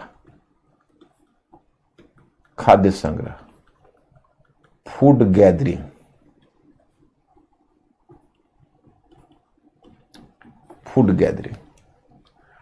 तो हंटिंग है और फूड गैदरिंग है, मतलब शिकार करते थे, शिकार पर जाते थे झुंड बनाकर, शिकार मार के शिकार से जीविकोपार्जन करते थे, या फिर खाद्य संग्रह का मतलब है कि जंगली उत्पादों का संग्रह करते थे, जैसे फल फूल, कंद मूल, शहद मतलब जिसको मधु बोलते हो, वो भी जंगल में अवेलेबल होता था मधुमक्खियों के द्वारा, उस सबको गैदर करते थे खाने में। अब मैं तुम्ही से एक सवाल करूंगा, तुम अनुमान करो, कि उनके जीवन में शिकार और खाद्य संग्रह दोनों था, तो दोनों में आपको किसका किसका ज्यादा महत्व लगता है? कि उनके जीवन में शिकार का ज्यादा महत्व रहा होगा या खाद्य संग्रह का? मतलब आप अगर शिकार का महत्व रहा होगा तो मैं उसका सिंबल 1 दे रहा हूं, क्योंकि लिखने में आपको टाइम लगेगा, दिक्कत होगी। तो अगर 1 तुम टाइप करोगे इसका मतलब तुम शिकार को प्रेफर कर रहे हो, और 2 टाइप करोगे इसका मतलब खाद्य संग्रह, फूड गैदरिंग को कर रहे हो। आप लोग फास्ट हो जाओ कि शिकार और खाद्य संग्रह में उनके जीविकोपार्जन में किसका महत्व ज्यादा था। B fast.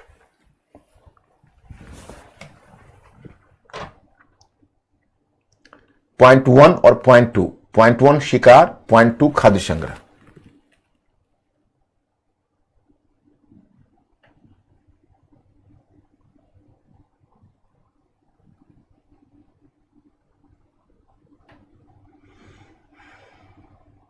दो आ रहे। ग्रेट, तुम लोग बहुत जल्दी, तुम लोगों के अक्ल के दांत खुल गए, अक्ल के दांत आ गए, ये बड़ी खुशी की बात है। इधर इस पर क्या आ रहा है? 2। गुड। खाद्य संग्रह क्यों? अब देखो उसमें की फ्रीजिंग कैपेसिटी तो थी नहीं, तो शिकार मार के लाते तो कितना, ज्यादा से ज्यादा 48 घंटे 72 घंटे तक वो शिकार खा सकते थे। उसके बाद क्या होता था? शिकार सड़ जाते थे। तो शिकार सड़ जाता तो कितने समय तक वो शिकार का यूज कर पाते? नहीं कर पाते ना। खाद्य संग्रह में जो जंगली उत्पाद है वो 15 दिन महीने तक रह सकते थे, शहद वगैरह तो महीनों तक रह सकते थे। उनके जीवन में खाद्य संग्रह का ज्यादा महत्व रहा होगा। तो चलिए, पूरा पाषाण काल में उनका जीविकोपार्जन था शिकार और खाद्य संग्रह। नवपाषाण काल में बाद में आएंगे, और फिर हम आते हैं मध्य पाषाण काल में।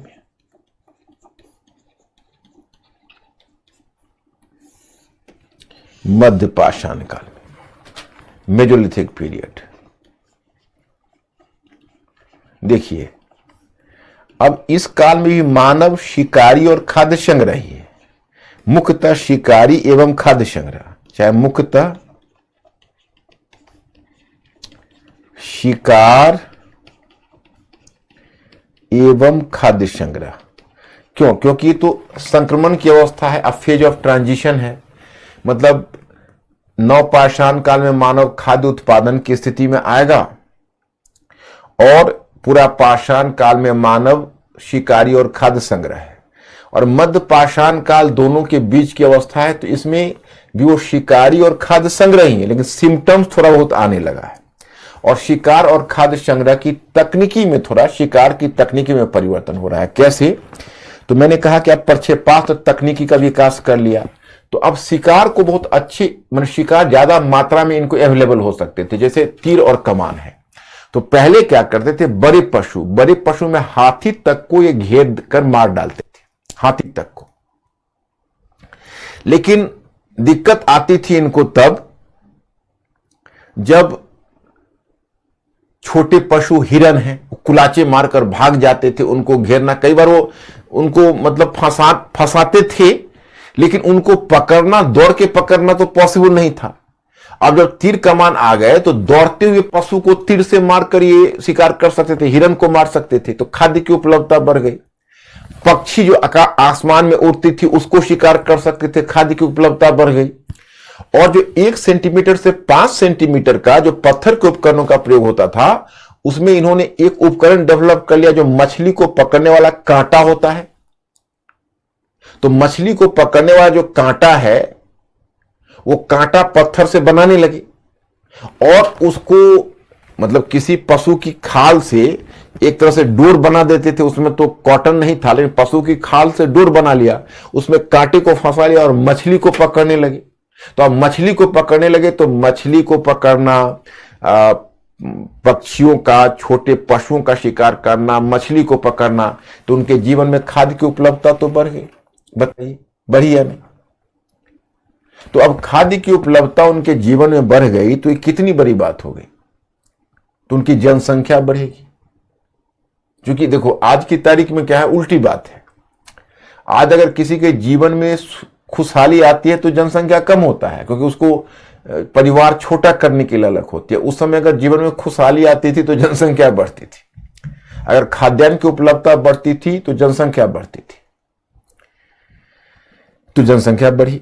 लेकिन हां, अभी उत्पादन इन्होंने शुरू नहीं किया, लेकिन सिम्टम्स देना शुरू कर दिया है। जैसे आपको मैं बताता हूं कि अनाज का उपयोग ये करने लगे थे, लेकिन कैसे अनाज का? तो जंगली प्रकार के अनाज, जंगली माने वाइल्ड वेराइटीज, एनिमल्स का प्रयोग करने लगे थे, वाइल्ड वेराइटी ऑफ एनिमल्स का। अब वाइल्ड वेराइटी ऑफ एनिमल्स पता चल जाता है, अनाज भी आपको जंगली किस्म का पता चल जाता है। जैसे मान लो चना हो या गेहूं हो या जौ हो, तो जो आप खेती करते हो वो और जंगली किस्म से निकालते हो, दोनों के दाना में अंतर आ जाता है। और एनिमल्स है तो एनिमल्स की हड्डियों में पता चल जाता है, जो जंगली किस्म के पशु होंगे उनकी हड्डियों में गांठ ज्यादा होगी, और जो घरेलू पशु होंगे, जो पालतू पशु होंगे, उनके जीवन में उसके हड्डियों में गांठ कम होगी। तो ऐसे पता कर लेते हैं, आर्कियोलॉजिस्ट हैं वो देख कर, मतलब जांच करके लेबोरेटरी में पता कर लेते हैं। तो इस तरह से आप देखते हो कि उन्होंने अनाजों का प्रयोग शुरू कर दिया था, परंतु जंगली किस्म का अनाज था, भी अनाज की खेती नहीं करते थे।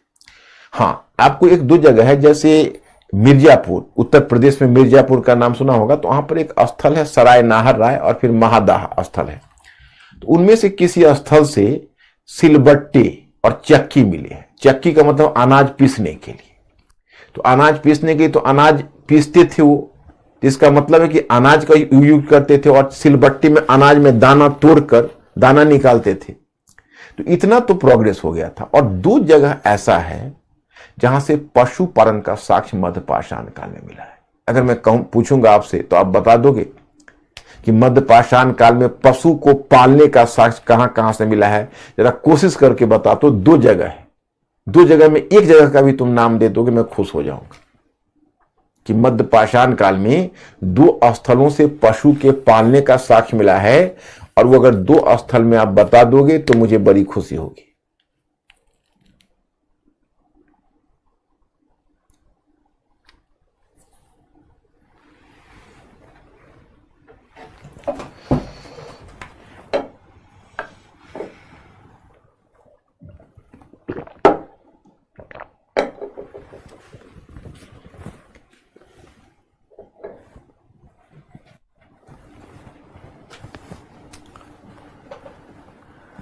क्या अंकुर?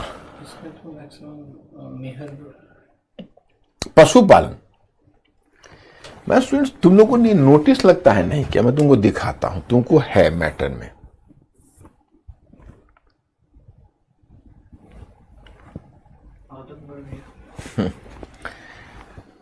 मध्य प्रदेश में आदमगढ़ है और राजस्थान में बागोर है। देखो, ये आपको मैटर में मिला होगा। मध्यपाषाण जो जीविकोपार्जन में देखो, मध्यपाषाण काल में बागौर और आदमगढ़, ये दो जगह से पशुपालन का साक्ष्य मिला है। अब देखो, पशु क्यों पालते थे, कैसे पालना शुरू किया होगा, मैं आपको बताता हूं। पशु ऐसे पालते थे, मैंने पशुपालन ऐसे, देखो नियमित रूप में पशुपालन अभी नहीं है, ये अपवाद है। मध्यपाषाण काल में पशुपालन अपवाद है। पशुपालन एक रूल बनेगा नवपाषाण काल में। लेकिन हां, मैं आपको बताता हूं कि क्या फर्क पड़ेगा। जैसे पहले, अब मान लो पशु जाते थे पशु का शिकार करने, बेचैन होते थे, पशु का शिकार खोजने निकले, जब वहां पहुंचे स्पॉट पर तो पशु मिला ही नहीं, भूख से बिलबिला गए, निराश हो गए, पशु मिला ही नहीं। तो अब उनके दिमाग में आइडिया आया कि ऐसा करते हैं कि हम 10-5 पशुओं को बांध के रखते हैं, माने पकड़ते हैं जिंदा, और जीवित पकड़कर उनको बांध के रखते हैं, और जब भूख लगेगी तो उसका उपयोग करेंगे। अब उन्होंने पशुओं को पकड़ा, उसे बांध के रखा, एक जगह पर रख दिया, कहीं घेर के, बाड़ा बना के रख दिया घेर कर। अब कभी आए तो देखा कि अरे ये तो बड़ा छोटा छोटा पशु भी निकला हुआ है। तो उनको लगा कि अरे ये तो बड़ी अजीब चीज है, ये तो छोटे छोटे पशु पैदा भी करते हैं। तो इन्होंने धीरे धीरे पशुओं के प्रजनन क्षमता के बारे में समझ गए, और पहली बार उन्होंने पशुओं के प्रजनन के आर्टिफिशियल वातावरण देने लगे उनको कि प्रजनन कर सके, तो पशुओं की संख्या बढ़ने लगेगी। तो thus started the domestication of animals, जो डोमेस्टिकेशन ऑफ एनिमल्स है, सो दस स्टार्टेड देयर। ये डोमेस्टिकेशन ऑफ एनिमल्स का you will find example of domestication of animals, तो इसको कहते हैं पशुपालन। ओके, अब आते हैं हम नवपाषाण काल पर।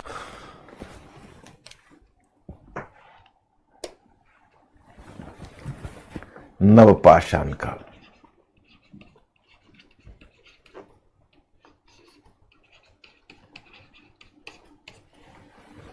ओके। अब इसमें देखो, इसमें पशुपालन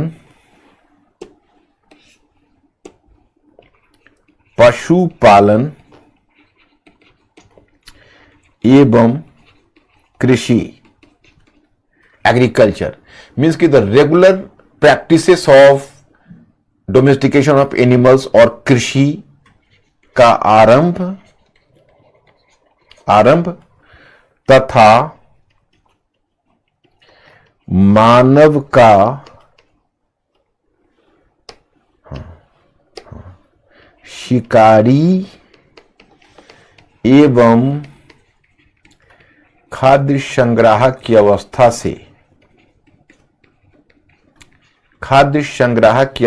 से खाद्य उत्पादक की अवस्था में आना,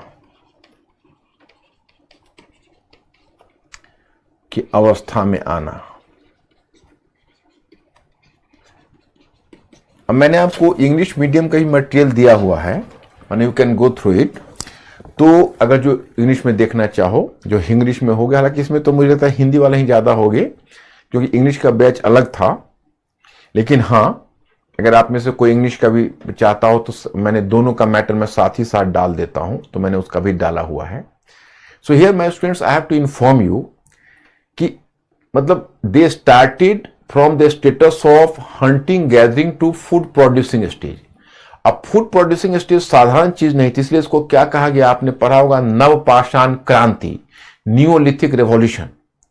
गॉर्डन चाइल्ड नामक एक हिस्टोरियन, उन्होंने कहा न्यूलिथिक रेवोल्यूशन हुआ। क्यों?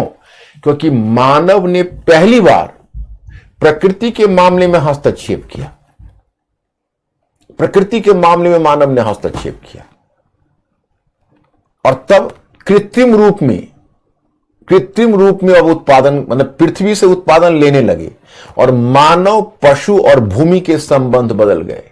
पहले मानव भूमि जो पैदा करता था उसका संग्रह करके जीते थे, अब मानव भूमि को आर्टिफिशियल रूप से प्रोत्साहित करने लगे कि तुम उपजाओ, तुम हमें दो। ये मानव के द्वारा प्रकृति के मामले में हस्तक्षेप था और सैपियंस यहीं से पहला रेवोल्यूशन है। देखो यहां पर युवाल नोह हरारे ने, जैसे हम लोग तो नॉर्मली कहां से शुरू करते हैं, न्यूलिथिक रेवोल्यूशन से। यही न्यूलिथिक रेवोल्यूशन, जो कि दुनिया में रेवोल्यूशन यही से, मतलब इसको रेवोल्यूशनरी इंपैक्ट कहा गया। हालांकि हम लोग इसको खंडन करते हैं, इसको रेवोल्यूशनरी नहीं मानते हैं, लेकिन आप लोगों को जीएस में से कोई लेना देना नहीं, प्राय ऑप्शनल में ऐसा करते हैं। लेकिन इसका मतलब गॉर्डन चाइल्ड ने इसको रेवोल्यूशन माना और युवाल नोह हरारे ने पहला रेवोल्यूशन कहा था कॉग्निटिव रेवोल्यूशन। उसे एक टर्म दिया था उन्होंने, कॉग्निटिव रेवोल्यूशन। कॉग्निटिव, अब कॉग्निटिव का हिंदी तो हमको मिलता नहीं है। कॉग्निटिव इसके लिए न्यूलिथिक नहीं कहा कि मानव जो होमोसेपियंस की सोच डेवलप हुई, तो जब उसकी सोच डेवलप हुई तो कॉग्निटिव रेवोल्यूशन था। इसको उन्होंने कहा न्यूलिथिक रेवोल्यूशन, कि दुनिया में न्यूलिथिक रेवोल्यूशन हुआ क्योंकि अब मतलब नवपाषाण, एक तरह से नवपाषाण क्रांति हुई, क्योंकि मानव, पशु और जो भूमि है उनके परस्पर संबंध बदल गई। अपने आप में बहुत क्रांतिकारी इंपैक्ट हुआ। अब आपके मन में एक जिज्ञासा होगी कि भाई ये खेती कैसे शुरू हुई होगी, तो आप चाहें तो मैं बताऊं आपकी जिज्ञासा शांत करने के लिए। लेकिन मैं पहले ही बता दूं कि सोशल साइंस है तो सहमति तो है नहीं, अलग अलग विद्वान इसका अलग अलग कारण बताते हैं। इसमें एक कारण बताया जाता है कि क्या हुआ कि लगभग 10,000 ईसा पूर्व में जलवायु संबंधी परिवर्तन हुआ। जलवायु संबंधी परिवर्तन हुआ, जैसे मानसून है, मानसून जैसे पानी आता था वो थोड़ा सा ड्रिफ्ट कर गया दूर। तो पश्चिम एशिया में क्या हुआ, जल की कमी हुई पश्चिम एशिया में। आज जो जगह देखते हो इजराइल, लोकेशन देखते हो ना, इजराइल है, पैलेस्टाइन है, फिलिस्तीनी और सीरिया क्षेत्र है, उसी क्षेत्र का गोल्डन क्रेसेंट बोलते हैं। तो वो जो गोल्डन क्रेसेंट का क्षेत्र है, उसी क्षेत्र में पहली बार ऐसा देखा गया, सीरिया, फिलिस्तीन और इजराइल वाले क्षेत्र में, मतलब उसी क्षेत्र में कहते हैं कि जब जल की कमी हुई तो कुछ ही जगहों पर जल मिलने लगा। तो एक क्या है कि देखो, मानव हो, पशु हो या वनस्पति हो, तीनों को जल चाहिए। और तीनों आपको दिखेगा नहीं, लेकिन वनस्पति जो होती है वो भी वहीं उगती है जहां सुविधा हो, हर जगह नहीं उगेगी। विशेषकर जिस वनस्पति को जल चाहिए, अब देखो ना, पोखरी तालाब के बगल में आप बहुत तरह के अनवांटेड प्लांट्स देखोगे, जिसको कोई लगाया नहीं होता, खुद आ जाता है। कहां से? तो जल खोजते खोजते। तो वो कहते हैं, एक हिस्टोरियन, कि हुआ ऐसा कि जब जल की कमी हुई और कुछ ही जगह पर जब जल एकत्रित रहा, तो उस जल की खोज में मानव भी वहां आ गया, पशु भी वहीं आ गया और वनस्पति भी वहीं आ गई, वेजिटेशन। तो तीनों जगह एक जगह पर जब जमावड़ा हुआ, तब आइडिया आने लगा खेती शुरू करने का और पशु पालने का। इसीलिए पशुपालन की भी शुरुआत हुई और कृषि की भी शुरुआत हुई। और पहली बार मानव ने अब प्रकृति से रिप्रोडक्शन करवाना शुरू किया, एनिमल से रिप्रोडक्शन करवाना शुरू किया। इसका रेवोल्यूशनरी इंपैक्ट हुआ, वो कहते हैं गोल्डन चाइल्ड, ह्यूमन सिविलाइजेशन आगे डेवलप करेगा। तो एक हुआ ये। अब अनाजों की खेती शुरू हुई, पत्थर की खंती, पत्थर के कुदाल, अभी तक तांबे नहीं आए, तांबे ताम्रपाषाण काल में शुरू हुए। और ताम्रपाषाण काल कभी भारतीय उपमहाद्वीप में किसी एक काल में नहीं आया है। अब मैं धीरे धीरे सभी को समझाना चाहूंगा, लेकिन आप जानते हो कि मेरी महत्वाकांक्षा यह है कि आप इंटीग्रेटेड समझो, और वो वैसे आप रिटेन नहीं कर पाओगे। आपका चाहे जो कोई भी बैकग्राउंड होगा, आप बहुत अच्छे से रिटेन कर लोगे, बशर्ते आपको मैं जितना पढ़ाऊं उसको घर पर जाके याद करो। मैंने याद कर रटो नहीं, मतलब रिवाइज करो, रिवाइज करके और 10-20 मिनट, आधे घंटे सोचने पर दो प्रत्येक दिन के काम को, और तुम देखो फिर तुम्हारी कितनी तरक्की हो जाती। तो एक व्याख्या यह है। दूसरी व्याख्या यह है कि जो जलवायु संबंधी परिवर्तन हुआ, इसलिए खेती शुरू हुई। दूसरी व्याख्या है कि एक्चुअली क्या हुआ कि मतलब एक तर्क यह है, अब मैं क्या बताऊं, अब ये बहुत कन्विंसिंग है या नहीं, मतलब हुआ कि जब जलवायु संबंधी परिवर्तन हुआ, जलवायु जब शुष्क हुआ तो आइस पिघलने लगा। तो आइस पिघलने लगा, तो आइस पिघलने से समुद्र का जल स्तर थोड़ा ऊंचा उठ गया। तो समुद्र के किनारे जो लोग रहते थे वो आ गए इंटीरियर में। तो समुद्र के किनारे वाले जब इंटीरियर में आ गए तो क्या हुआ, जनसंख्या बढ़ गई, क्योंकि इंटीरियर में वहां से माइग्रेट होके आ गए। तो जनसंख्या बढ़ गई, तो जंगली उत्पाद की भी तो एक लिमिटेशंस है। आपका जंगली उत्पाद तो सभी का पेट भर नहीं सकता। तो उन्होंने ऐसा देखा कि ऐसा है कि जंगली उत्पाद सभी का पेट नहीं भर सकता, तो उन्होंने दूसरा तरीका अपनाया कि अब चलो जंगली उत्पाद पेट नहीं भर सकता तो हम लोग उत्पादन करते हैं।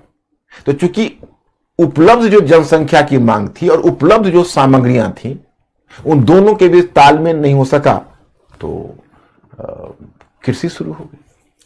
अब देखो, खंती का प्रयोग शुरू हुआ, पत्थर की जमीन कोड़ने के लिए पत्थर के कुदाल का, और खेती हुई, तो थोड़ा बहुत अधिशेष आने लगा। तो अब समस्या हुई कि भाई अनाज को कहां रखें, ये तो प्रॉब्लम आया। तो जब अनाज को रखने का प्रॉब्लम हुआ, तो हुआ कि चलो ऐसा करते हैं कि अनाज को रखने के लिए पहले मिट्टी के बर्तन बनाना शुरू किया। तो एक टर्म आएगा मृदभांड, हिंदी में टर्म आएगा मृदभांड, और अंग्रेजी में उसको बोलेंगे पॉटरीज।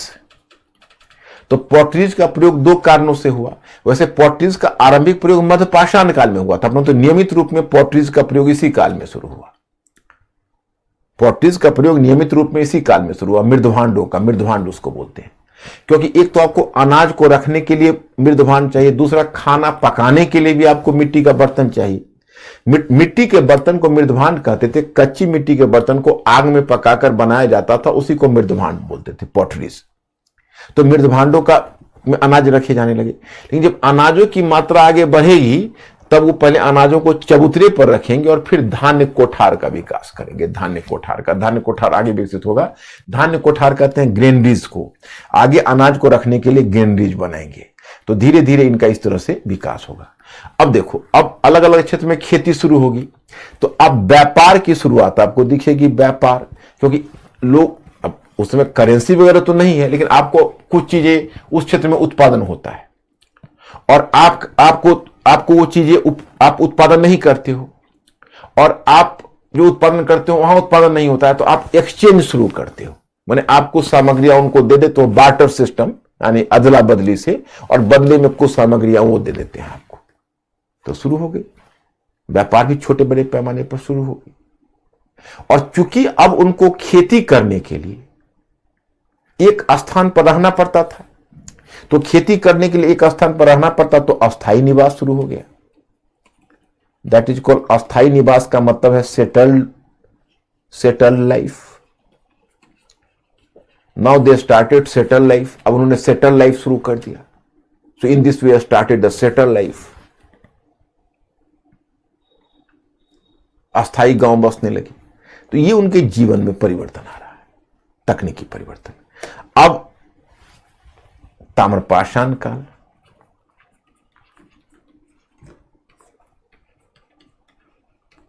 ताम्रपाषाण काल, कैलकोलिथिक पीरियड। अच्छा, मैं आपको एक सवाल करता हूं फिर। ये 3500 ईसा पूर्व से आप जानते हो कि उत्तर पश्चिम में सबसे पहले तांबे का प्रयोग उत्तर पश्चिम में शुरू हुआ और 3500 ईसा पूर्व में शुरू हुआ। तो जब तांबे का प्रचलन होगा, तो मैं आपसे जानना चाहता हूं कि ताम्रपाषाण काल में खेती बढ़ेगी या कम होगी? अगर बढ़ेगी तो 0.1 और कम होगी तो 0.2। जल्दी टाइप करिए, ताम्रपाषाण काल में खेती बढ़ेगी या कम होगी? अगर बढ़ेगी तो 0.1 और कम होगी तो 0.2।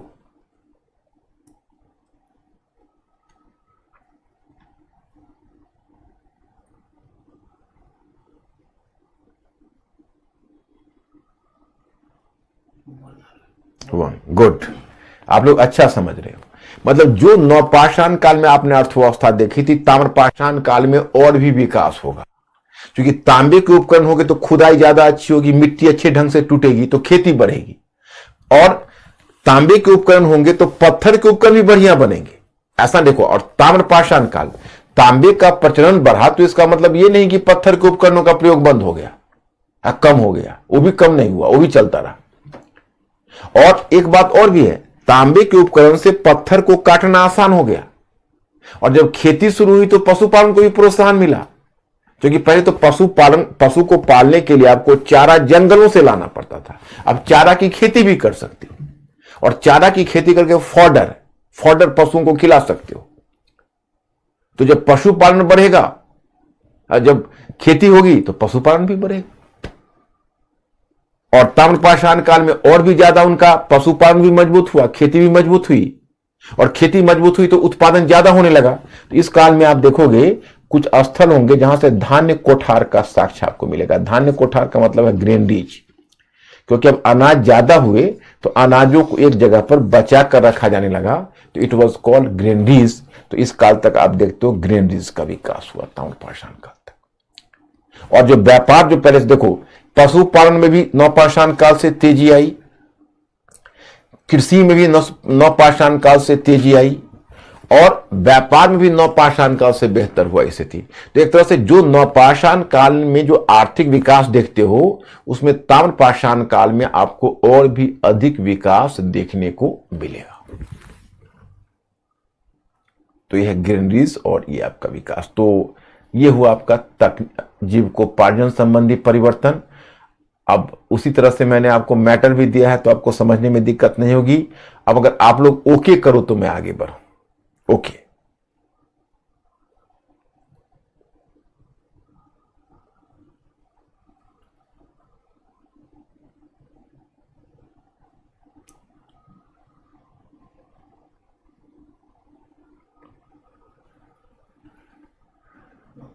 ओके है, राइट। उधर वेबसाइट पर बच्चे ठीक हैं?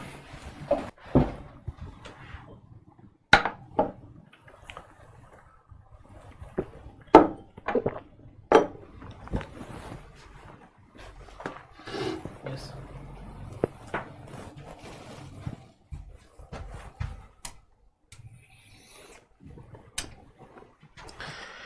अब देखिए, अब आप आते हैं सामाजिक संबंधों में, सामाजिक संबंधों में परिवर्तन, चेंज इन सोशल रिलेशंस। और विरल पूछ रहे हैं कि सर मकान किस पाषाण काल में बनाना चाहेंगे? इसी में नवपाषाण काल में मकान मिट्टी, गीली मिट्टी का बना लेते थे या सरकंडे से बनाते थे, लकड़ी या सरकंडे से, उस पर मिट्टी से थाप देते थे। तो सेटल लाइफ यहां जीना शुरू किया नवपाषाण काल में, तो मकान वहीं से बने लगे। और नवपाषाण काल और ताम्रपाषाण काल में कोई विशेष अंतर नहीं है। नवपाषाण काल में जो जो प्रवृत्तियां हो, ताम्रपाषाण काल में और भी मजबूत होगी, मकान उकान भी ज्यादा दुरुस्त होंगे, लेकिन जो मकान बनेंगे वो यहीं से शुरू होंगे। सामाजिक संबंधों में परिवर्तन, चेंज इन सोशल रिलेशंस।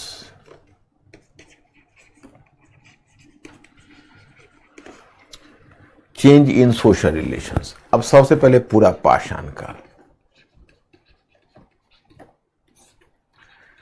पूरा पाषाण काल, पैलियोलिथिक पीरियड, पैलियोलिथिक पीरियड। अब देखो, अब जैसे देखो, जो इकोनॉमिक चेंज पीछे आपने देखा है, तो बेसिकली जिसको आप सोशल चेंज कहते हो, सोशल चेंज का गहरा संबंध इकोनॉमिक चेंज से होता है। जैसे जैसे इकोनॉमिक स्ट्रक्चर में परिवर्तन होगा, सोसाइटी में भी परिवर्तन होता है। तो पहले पूरा पाषाण काल में जो सोसाइटी है उसका नाम हम लोग करते हैं बैंड सोसाइटी। बैंड,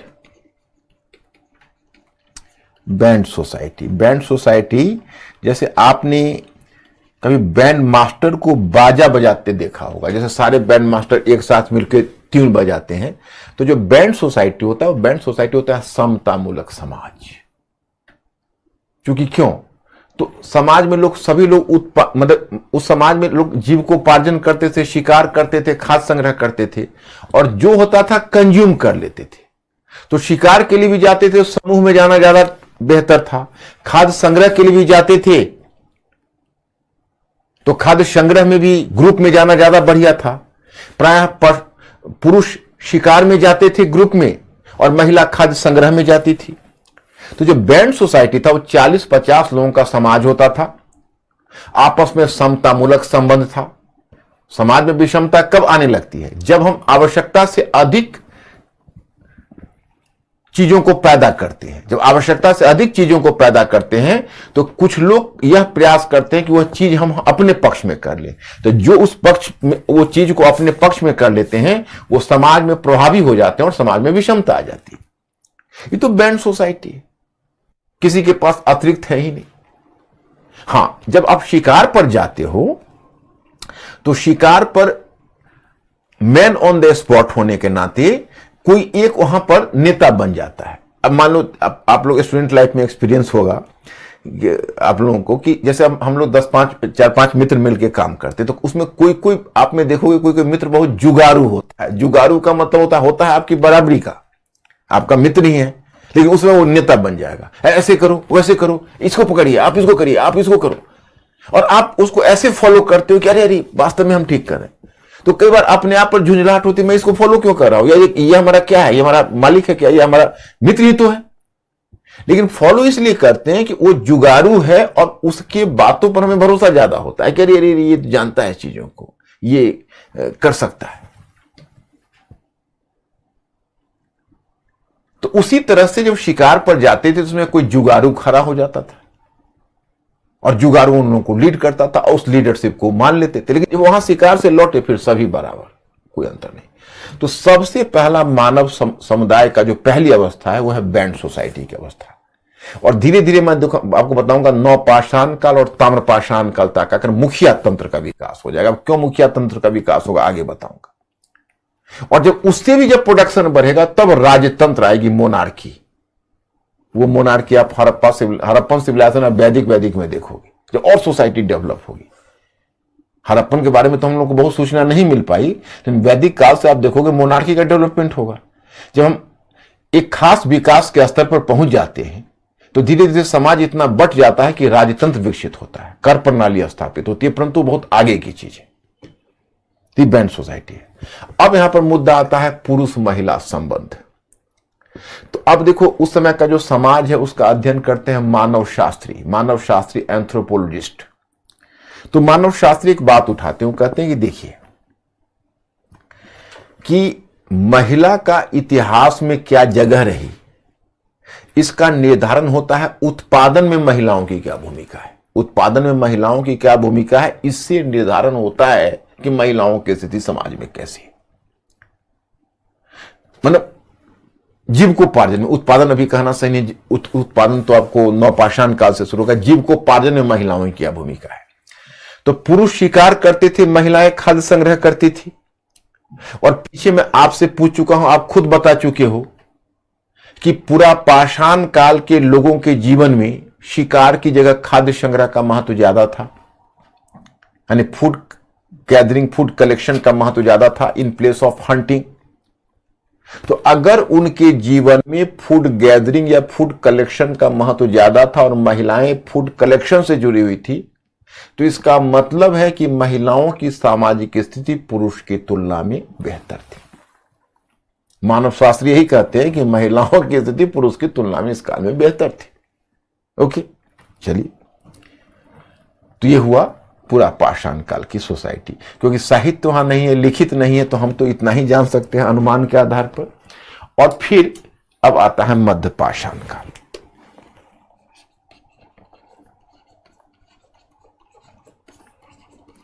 तो देखो, मध्य पाषाण काल में पूरा ये भी तो मानव शिकारी और खाद्य संग्राहक है। तो मध्य पाषाण काल में भी पूरा पाषाण काल के दोनों लक्षण विद्यमान रहे, यानी सोसाइटी बैंड सोसाइटी ही रही। सोसाइटी बैंड सोसाइटी रही और समाज में महिलाओं की स्थिति अच्छी है। ये दोनों फीचर्स इसमें भी है। इसमें एक नई बात जुड़ जाती है जिसको आपको नोटिस करना है। नई बात यह जुड़ जाती है कि एक परिवार की परिकल्पना।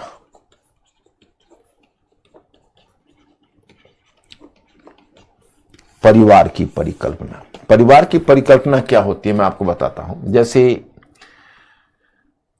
पहले सभी लोग जो शिकार पर और खाद्य संग्रह पर निकल जाते थे, यहां पर जो कंदरा में गुफा में कोई नहीं, खाली।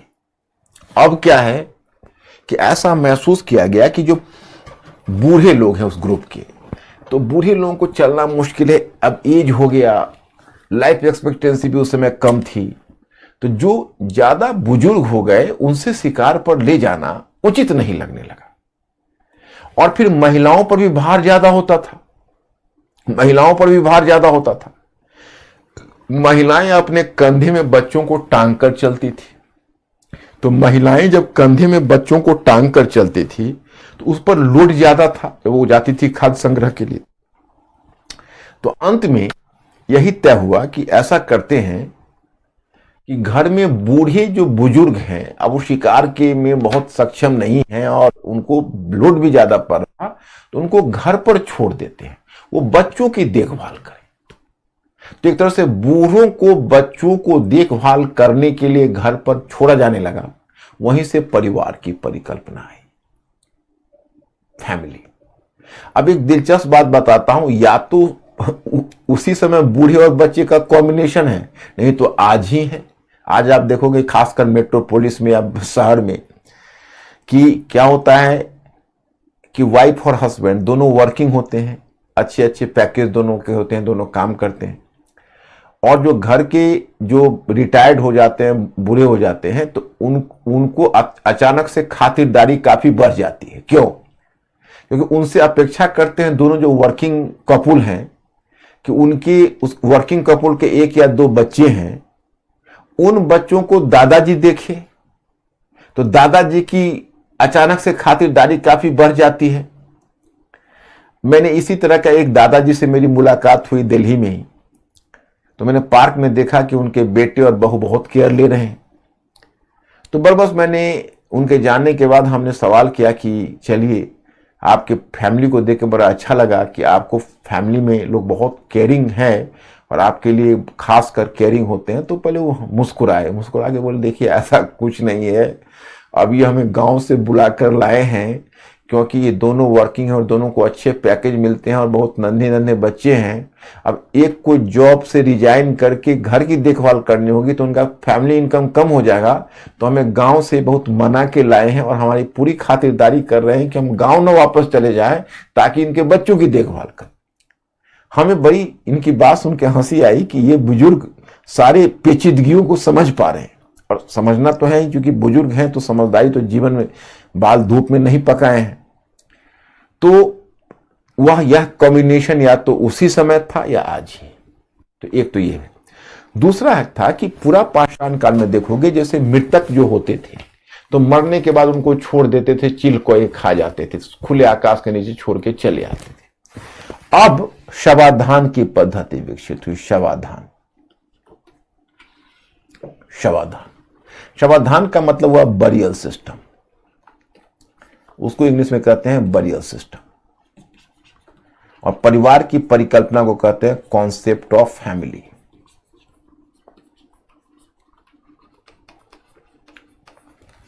इसको कहते हैं कॉन्सेप्ट ऑफ फैमिली और उसको कहते हैं बरियल सिस्टम।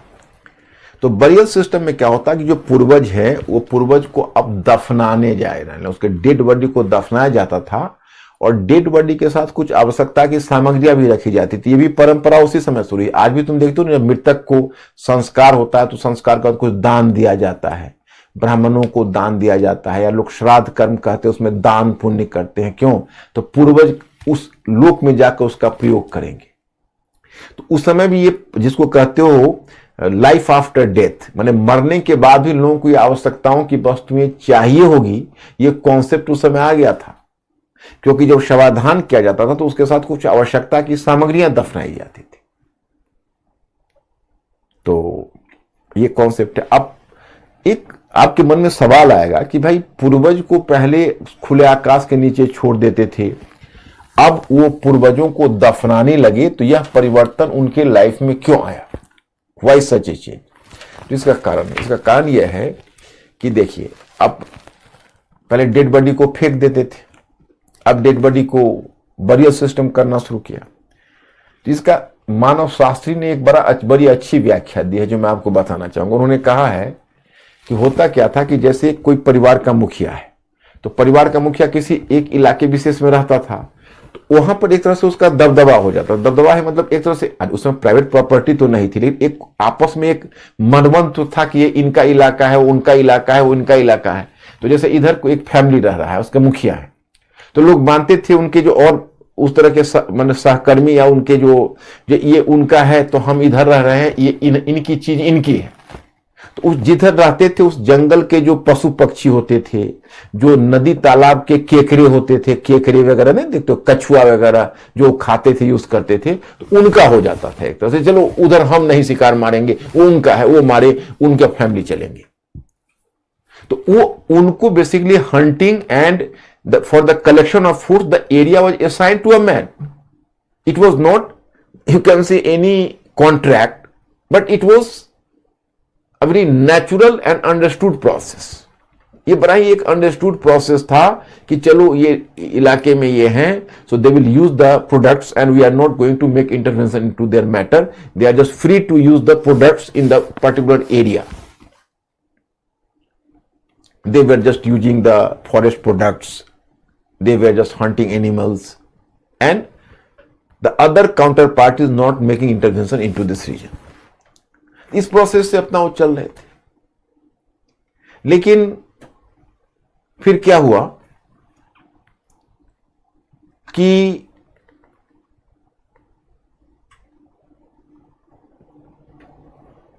जब वो पूर्वज मर जाते थे तो इनको जंगल में फेंक देते थे, माने कहीं खुले आकाश के नीचे, और उन चीजों पर से उनका ग्रिप छूट जाता था। अब नाउ यू कैन से कि you are not enjoying the same recognition as the successor of your better family.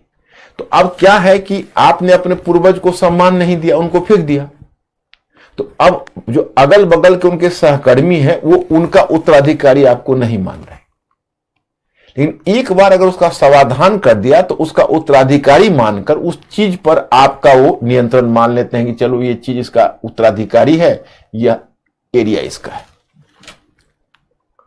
तो एक तरह से अपने पूर्वज की विरासत को पाने के लिए उन्होंने पूर्वज का समाधान शुरू किया। आज भी मैं स्टूडेंट्स, आप एक बात देखोगे कि आज भी अगर किसी की मृत्यु होती है, उसका डिस्प्यूटेड प्रॉपर्टी होती है, तो डिस्प्यूटेड प्रॉपर्टी में जो उसका क्रीमेशन कर देता है,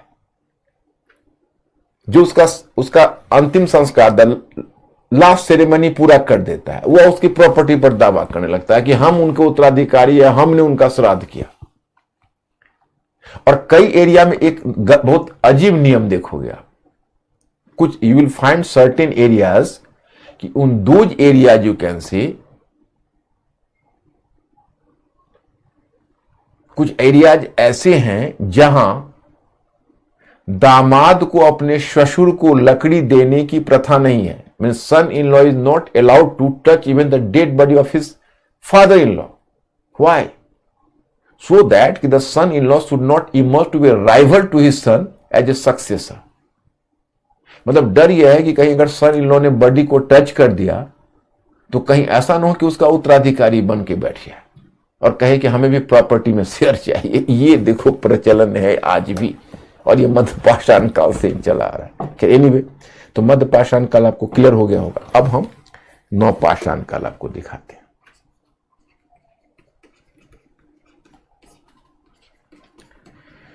अब नव पाषाण काल में तो आपको समाज में बहुत सारे परिवर्तन देखने को मिलेंगे। पहली बात तो यह है कि स्थापित, मतलब आप कह सकते हैं अस्थाई निवास, सेटल्ड लाइफ।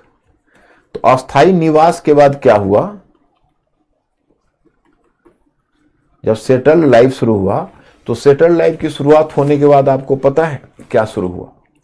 उसके बाद अगर लाइफ सेटल हो गया तो सामुदायिक जीवन की शुरुआत हुई। सामुदायिक जीवन, सामुदायिक जीवन,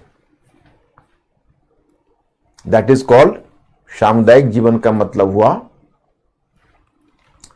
कम्युनिटी लाइफ। कम्युनिटी लाइफ की शुरुआत हुई। कम्युनिटी लाइफ का मतलब हुआ कि लोग अब सामूहिक जीवन जीने लगे। गांव बस गए तो सामूहिक जीवन जीने लगे। अब दावत और समारोह भी करने लगे। दावत समारोह, जैसे कर्नाटक में जगह है बुद्धिहाल, जगह का नाम है, वहां पर रात्रि भोज का साक्ष्य मिलता है कि लोग भोज करते थे। अभी भी गांव में भोज करते हैं, आपको याद होगा। अब तो शहर में भी करते हैं। इस तरह के दावत और समारोह ये शुरू हुआ। दूसरी बात है कि महिलाओं के जीवन में और बूढ़ों के जीवन में कुछ दबाव कम हुआ और जीवन में थोड़ी शांति आई, क्योंकि अस्थायी जीवन जीने लगे। अब शिकार और खाद्य संग्रह पर नहीं जाना पड़ता था, तो उनके जीवन में थोड़ा आराम आया, थोड़ी सुविधाएं आई। दूसरी बात क्या है कि अब अनाज का उत्पादन करते थे, प्रोडक्शन करते थे। तो अनाज का उत्पादन करने से क्या हुआ कि अब एक दूसरे को अनाज उपहार के रूप में देने लगे। तो उपहार लेने और देने की प्रथा चली। उपहार लेने और देने की प्रथा चली। और एक जो चीज समाज में बड़ा अंतर आता है, वो अब समाज में विषमता बढ़ने लगी। विषमता मतलब जो बैंड सोसाइटी है, जो पीछे हमने बैंड सोसाइटी की बात की थी, वो बैंड सोसाइटी टूटने लगी। क्यों? क्योंकि अब उत्पादन हुआ और उत्पादन, लोग आवश्यकता से अधिक उत्पादन करने लगे। आवश्यकता से अधिक उत्पादन करने लगे तो कुछ लोग उस उत्पादन पर कब्जा करने के लिए अपना दबदबा बनाने लगे और कब्जा कर लिया। जैसे धीरे धीरे मुखिया तंत्र का विकास होने लगा। मुखिया तंत्र तो आप जानते ही हो, जैसे जो मुखिया होता है वो एक क्षेत्र में बस गया और वह लोगों से अनाज के रूप में कर वसूलना को शुरू कर दिया और उन अनाजों को धान्य कोठार में रखने लगा, यानी ग्रेनरीज में रखने लगा। तो एक मुखिया था जो बाकी लोगों पर अपना दबदबा बना के कहता था, आप अनाज का एक अंश दीजिए, हम आपको सुरक्षा देंगे। तो इस तरह के मुखिया तंत्र धीरे धीरे डेवलप होने लगे। तो ये आर्थिक विषमता का साक्ष्य आपको नव पाषाण काल के स्थल से मिलेगा, क्योंकि वहां पर लिखित तो कुछ है नहीं। वहां पर आपको साक्ष्य मिलता है जो कुछ मकान है वो गोलाकार बने हैं, लकड़ी के मकान, और कुछ मकान है जो आयताकार बने हैं। माने ज्यादातर मकान आयताकार बने हैं और बीच बीच में कुछ मकान गोलाकार बने हैं। तो इसमें मानव शास्त्री कहते हैं कि जो गोलाकार बने हुए मकान है वही मुखिया के मकान। तो इस तरह से मुखिया तंत्र डेवलप हो रहा है। लोग उपहार में अनाजों को लेना देना शुरू कर दिया। एक और दिलचस्प बात हुई है जो मैं आपको बताना चाहूंगा। दिलचस्प बात यह है कि जैसे आप इसको ऐसे सोचिए कि किसान थे, मैंने खेती करते, तो खेती में क्या होता था कि पूरी की पूरी फसल का तो they could not consume the total grains and the total crops you can say or total harvest, because a part of it had to be saved so that कि they could be sown in coming year just like the seeds. यानी seeds के रूप में they could carry the agriculture further and they could use a part of grains as seeds. मतलब वह अपने अनाजों का एक भाग एक बीज के रूप में इस्तेमाल कर, जैसे आपको 1/4 अनाज बचा लेना है या कुछ ऐसा बचा लेना है, क्योंकि अगर आप सारे अनाज को कंज्यूम कर जाओगे, उसका खपत कर जाओगे, तो अगली बार बीज कहां से लाओगे? तो बीज भी चाहिए, सीड्स चाहिए। तो उससे क्या हुआ कि लोग जो सीड्स के लिए अनाज को बचाने लगे, तो लोगों में बचाने की प्रवृत्ति आ गई, जिसको कहते हो ना बचाना, जहां इतना saving. So the people develop the tendency for savings. तो वहां से उनकी सोच में एक सेविंग्स की प्रवृत्ति भी आई। तीनों पाषाण काल, और मैं स्टूडेंट्स ताम्र पाषाण काल में कोई नई चीज नहीं है, जो जितने ट्रेंड देखते हो उसका उसमें वृद्धि है। जैसे अस्थायी जीवन और भी बढ़ेगा, क्योंकि लोग एग्रीकल्चर और भी बढ़िया होगा पहले से ताम्र पाषाण काल में। सामुदायिक जीवन में और भी वृद्धि होगी, दावा समारोह और भी बढ़ेंगे, लेन देन अनाजों का और भी बढ़ेगा। और जो सामाजिक विषमता आपने नवपाषाण काल में देखी, वो सामाजिक विषमता ताम्र पाषाण काल में और भी बढ़ेगी। So that is going to encourage the social inequality further.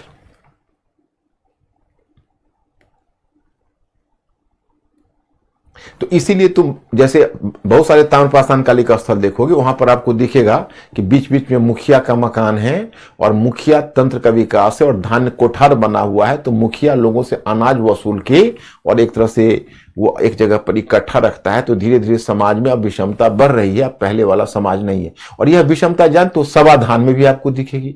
आप नवपाषाण कालीन स्थल और ताम्र पाषाण कालीन स्थल पर देखोगे तो जब खुदाई हुई है, तो खुदाई से जो मृतक के साथ सामग्रियां दफनाई जाती थी, उस सामग्रियों की क्वालिटी से पता चलता है कि यह किस बैकग्राउंड से है।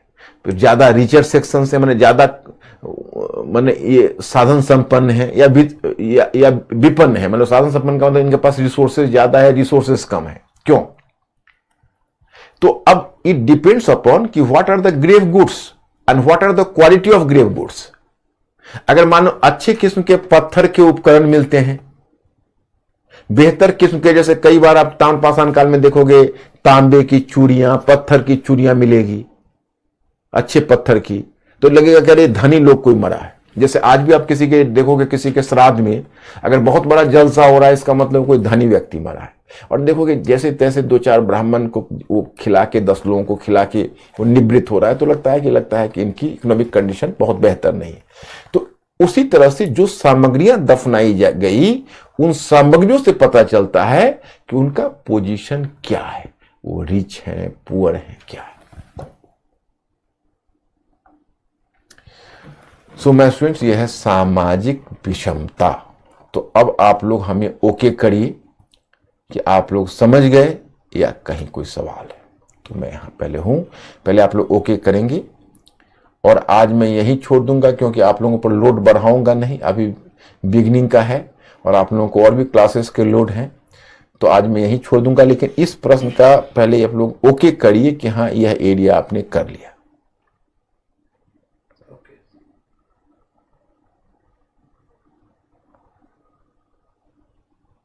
अब इसमें सांस्कृतिक बच गया है, तो सांस्कृतिक करते हुए और कल आप लोग हड़प्पा सभ्यता तक कवर करके आइएगा। उसके बाद फिर एक दिन हम हड़प्पा सभ्यता के बाद आपको समझाते हुए तब हम लोग वैदिक काल पर बहुत आसानी से आपको मैं याद करवा दूंगा क्लास में। और एक बार जब मेरा क्लास समाप्त हो जाता है तब आपको मैं बताऊंगा, कुछ अगर पढ़ना है खास के प्रीलिम्स को ध्यान में करके और भी, तो मैं आपको सोर्स बता दूंगा। लेकिन उसके बाद आप पारंगत हो जाओगे, कुछ भी आप पढ़ के खुद भी खींच सकते हो।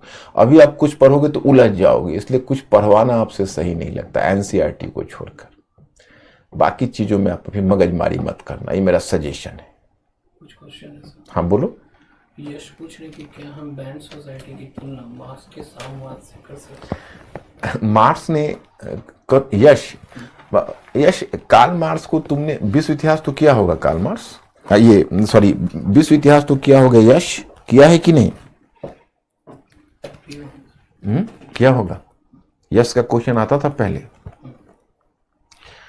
तो देखो यश ऐसा है कि जब जहां पर मैंने मार्क्सवाद तुमको पढ़ाया तो मार्क्सवाद में कार्ल मार्क्स ने यूरोपीय समाज की कई अवस्था कहा है। उसमें सबसे पहले कहा है प्रारंभिक समाजवाद। प्रारंभिक समाजवाद का मतलब है कि जब समाज समतामूलक था। एक तरह से तुम कह सकते हो तो बैंड सोसाइटी कार्ल मार्क्स का प्रारंभिक समाजवाद है, न मजबूरी में समाजवाद है, क्योंकि सामाजिक विषमता तब आएगी जब उत्पादन होगा, और जब उत्पादन अतिरिक्त उत्पादन है ही नहीं तो विषम समाज में विषमता कैसे आएगी? तो मैंने आपको बताया था वहां कि मजबूरी का नाम महात्मा गांधी है। तो चूंकि लोगों के पास अब ताकत नहीं हो तो लोग अहिंसक हो जाते हैं। तो जब समाज में उत्पादन ही अधिक नहीं तो विषमता तो होगी। तो कार्ल मार्क्स का जो प्रारंभिक समाजवाद है उससे आप उसकी तुलना कर सकते हो बैंड सोसाइटी की।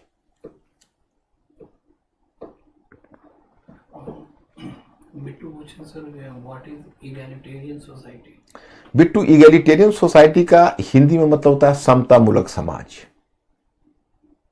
जैसे आपको मैंने शायद हड़प्पा सभ्यता में इस शब्द का प्रयोग किया है कि हड़प्पाई लोगों का अप्रोच ज्यादा इगैलिटेरियन था अपने पीपल के प्रति। मतलब वो जो शासक वर्ग के लोग हैं वो अपने पीपल को बहुत अलग नहीं समझते थे। ये मैं कल आपको बताऊंगा जो हड़प्पा सभ्यता, कल तो अब आपका क्लास नहीं, तो मंडे ही क्लास होगा, तो मैं मंडे को ये चीज कवर करूंगा कि जब हड़प्पा सभ्यता में इस तरह के जो सोसाइटी है उसकी परिकल्पना इस तरह की गई है। तो मतलब इस तरह का अप्रोच है। तो इगैलिटेरियन का मतलब हिंदी में समतामूलक होता है, आप मोटे तौर पर जान लीजिए। अनिल पूछ रहे हैं कि सर मरने के बाद बॉडी जब सड़ती है तो उसके बदबू आता होगा, उसके कारण भी दफना सकते थे शायद? नहीं अनिल, ऐसे नहीं होता है।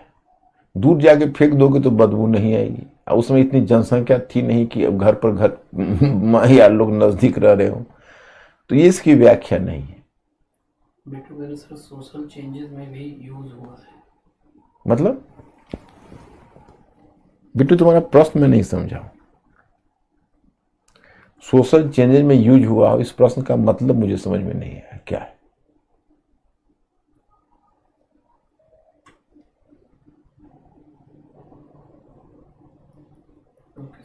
Okay, so my students, okay, I'll see you in the next class. Okay, good night, I'll see you.